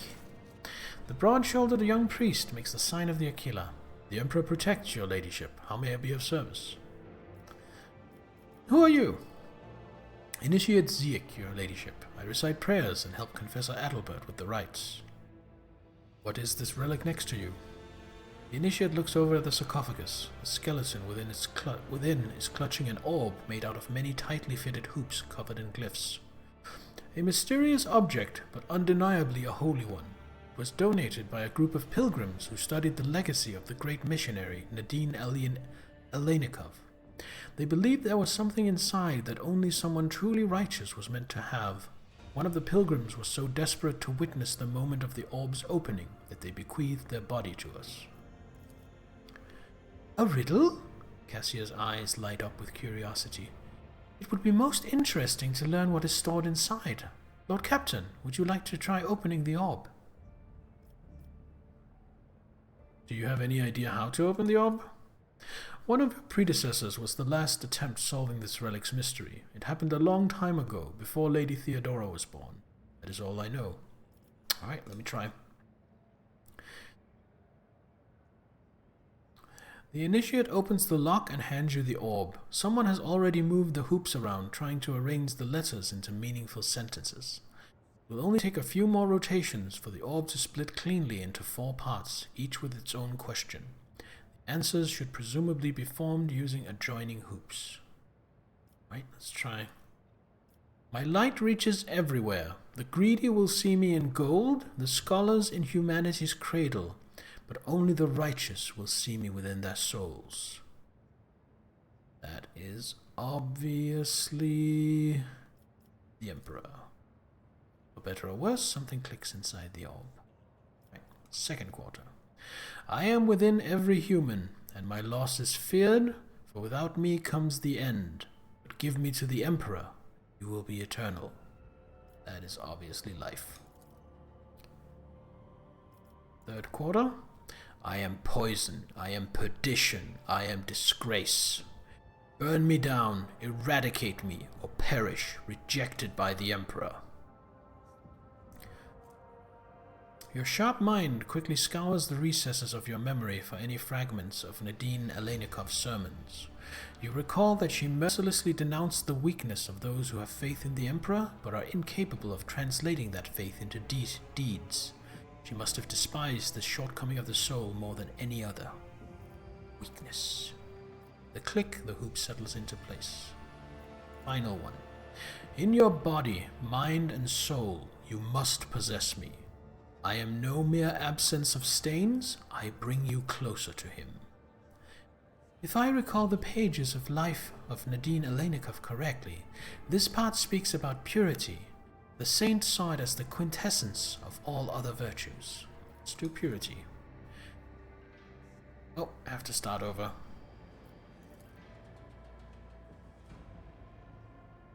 Let's try throne.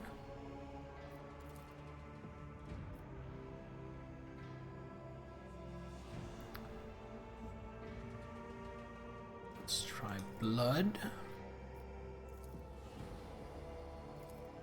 Let's try weakness. Let's try purity. Hey! The orb comes alive. Its hoops shift around with alarming speed, coming together and folding into each other until the orb opens completely, laying its treasure bare. Missionary Oath.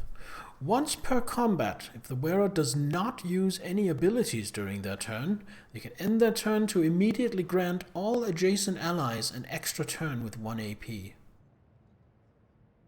That's not great. The initiate stares at the relic in your hands, stunned. How strange and exciting it is to behold the holy object that has lain hidden from the eyes for so many years. Truly it is a great day upon which the rogue trader herself has revealed the legacy of great missionaries to us all. Yeah, but I still want the Powerball though. I mean, I don't really care that much. I'm probably not gonna actually use it.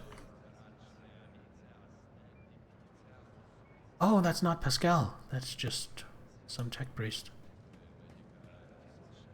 For a moment I thought Pascal had moved from where I wanted him. Victory awaits. Hello, Initiate Clotus. Lanky Initiate is leaning over the cogitator, an expression of extreme mental effort on his face, his fish-like round eyes peering into the screen. Grant me understanding, Master. Grant me wisdom. He winces as you approach. Your Ladyship, how can I be of service? Who are you, and what do you do here? I am Clotus, Junior Cleric. I sought recordings from the Shrine Confessionals to pass on to higher-ranking clergy. Is there a way to find out who made which confession? There is not. Clotus shakes his head resolutely. That would undermine the usefulness of it. The first prototype wasn't anonymous, so those confessions might as well have been carbon copies of each other. Everyone was impeccably diligent and pious and whatnot, but as soon as the machine spirits started keeping the names secret, the parishioners opened up. Good thinking, making it anonymous. Keep up the fine work. I will endeavor to, Ladyship. It appears you're having difficulties. Nothing escapes your Ladyship's notice. As it so happens, I am struggling to categorize 3 rather peculiar confessions. I wouldn't have dared telling you about them, but I think they may have been left by senior officers, which would make this a matter of the highest order, one that is far beyond my meager understandings. These confessions, you see, are far from being examples of pious conformity. I dread the very thought of dissent or heresy poisoning the minds of some of the most eminent members of the crew, but I cannot change what I heard. He bows his head in reverence.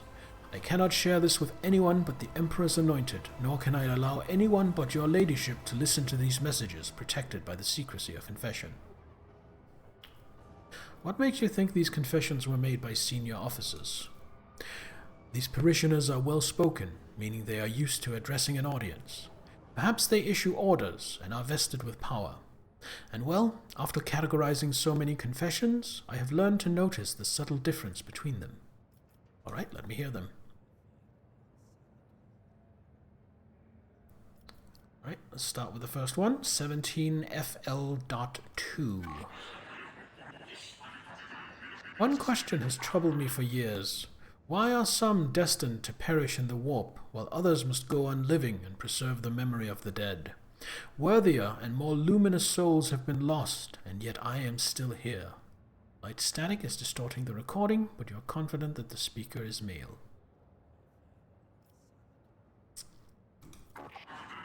The orphans on the ship have already been provided with the bare essentials, but every so often I consider increasing their rations and ordering more sets of clothes for them. That will not replace the families they lost, but it will improve their lives somewhat, especially given that the ship has enough resources to cover that comparably trivial expense. Despite the poor sound quality, you determine the voice to be male. You have heard the bridge officers gossiping that the high factotum has taken personal charge of the orphans. Oh! Interesting. So he might be assigning extra resources to them. You know what? I'm gonna support that. Recording, last one, alleged coded message, irreverence. Interesting. Lop-eared kleppers display a high degree of socialization, both among their kind and towards their owner. These animals adjust well to avoid ship's lower gravity, since it is similar to their homeworld's conditions. Lop-eared klepper meat is edible should necessity demand it. The voice sounds muffled, as though from behind a thick layer of glass, but is unmistakably a woman's. That one is weird. The initiate looks at you intrigued, but does not say a word. I'm curious to know who left these confessions. I will seek them out. I suppose those confessions truly are special if your ladyship is giving them her personal attention. The initiate bows deeply. Never would I have imagined the rogue trader herself coming to my aid. I will leave you to your concerns. I labor for the glory of the Emperor and House von Valancius. It's about time. Alright, well, since I can't figure out how to open the reliquary, and I don't want to spend any more time on it because I probably won't use it anyway, let's just move on to the last spot I haven't been to, which is the Astropathic Chapel. I want to bring Idira to the Astropathic Chapel. That makes sense for me. I will leave behind Pascal, I think.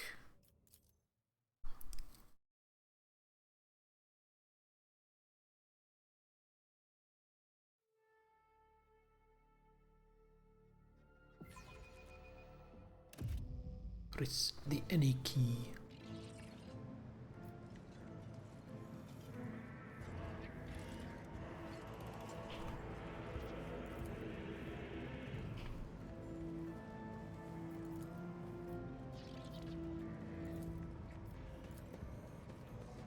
Excellent. They're staring at me with their bird eyes like I'm a leper. I'm just passing through, all right? So you lots can calm down. Your presence has flooded the astropath souls with myriad shades of horror. No. Oh, I guess bringing Idira was a bad idea. The machine uses its many quills to commit the astropath's whispers to paper, then sorts the resulting raw mental images based on their meaning. Got it. Well, there is Zachary Weiss.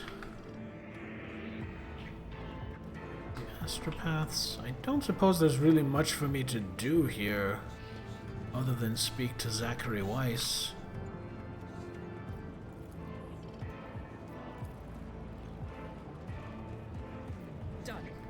The receiver's enormous reels direct paper tapes containing unprocessed text into the chapel's depths after blessing the paper with an imprint of sacred cogs. None shall stand in my way. The voices blend in an unnatural unison. The longer you listen to the choral chant, the stronger your headache grows. Well, that's just not pleasant.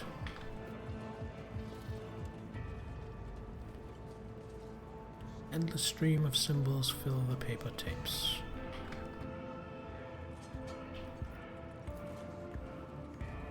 Deceased navigator's organ repurposed for the choirmaster's needs.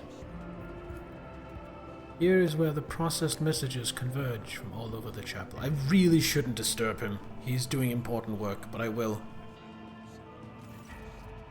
Choirmaster Zachary Weiss, a tall old man in a long green robe, stands motionless in front of a cogitator. The closer you approach, the clearer you can hear his continuous, unintelligible whisper. You're about to call his name when he falls silent sharply and turns towards you first. Lord Captain. A visit from the rogue trader is an honor for us. Like other astropaths at the chapel, the choirmaster's eyes are bandaged over with time-worn scrolls of sacred manuscripts. Nevertheless, you cannot shake the feeling that his otherworldly glowing gaze is studying you keenly. How can I be of use, your ladyship? I also often ignore my own reasonings. Right? Sanctioning is a brutal procedure, one which robs every astropath of the gift of sight. But in return, they gain a new kind of vision that allows them to see what ordinary people cannot. The light emanating from beneath the bandage flickers with strange hues as the choirmaster clutches his temple. His expression shifts in a way that you are well familiar with. It is the look of someone who's glimpsed the grim signs that evil has left upon your soul. Oh, did my nightmare scald you? My apologies, your ladyship. I sensed a strangeness in you, and my mind reached out of its own accord. I did not see much, but what I did see was enough. It grieves me to know that this mark weighs on you so. Trust me, I am well acquainted with the oppressive burden of doom. I wonder if this ship's computer can run Doom. That is really the important question. Have you made a confession lately? I beg your ladyship's pardon.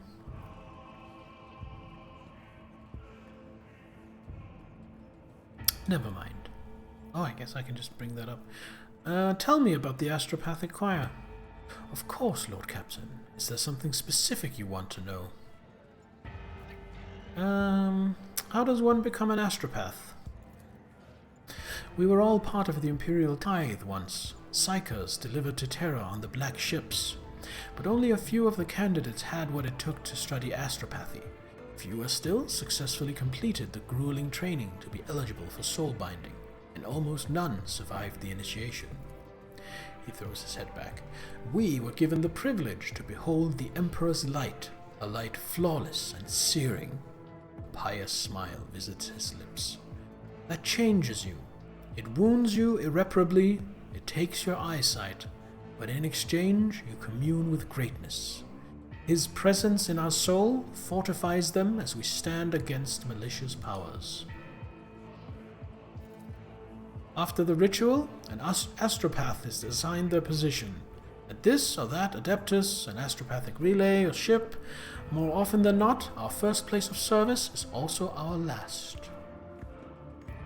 If something happens to your choir, where can I find new astropaths? The expression in his wrinkled face grows even more serious. It would be more on point to say when something happens. The Emperor's blessing protects us from the warp's influence. However, there are horrors dwelling in the void for which even this defense would be no obstacle, especially if it spends as much time in their company as we do.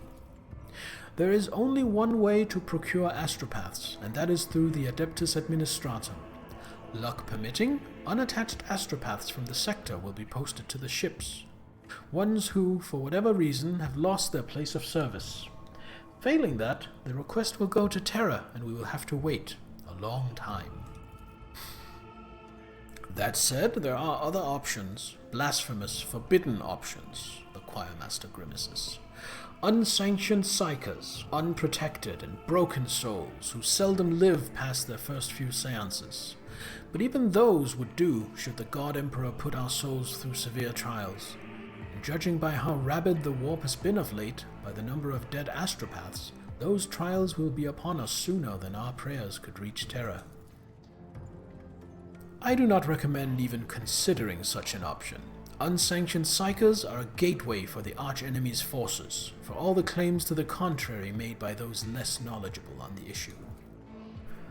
I know a couple of places where you can get new astropaths, Idira grins maliciously. That is, of course, if you don't insist on them being all classy and proper, like this fried-eyed bunch. Alright. We will speak later, Choirmaster. I have business to attend to. Goodbye, your ladyship. Alright, I think we are done exploring our ship. My ship. We're done exploring my ship. And I think that is going to be it for tonight. So we're just going to go back to the bridge and call it, and then we're going to raid out. And then next time we are actually going to land on Footfall and continue the adventure. This was kind of a little bit of a sidetrack, a little bit of a tangent. But next time we will continue the story.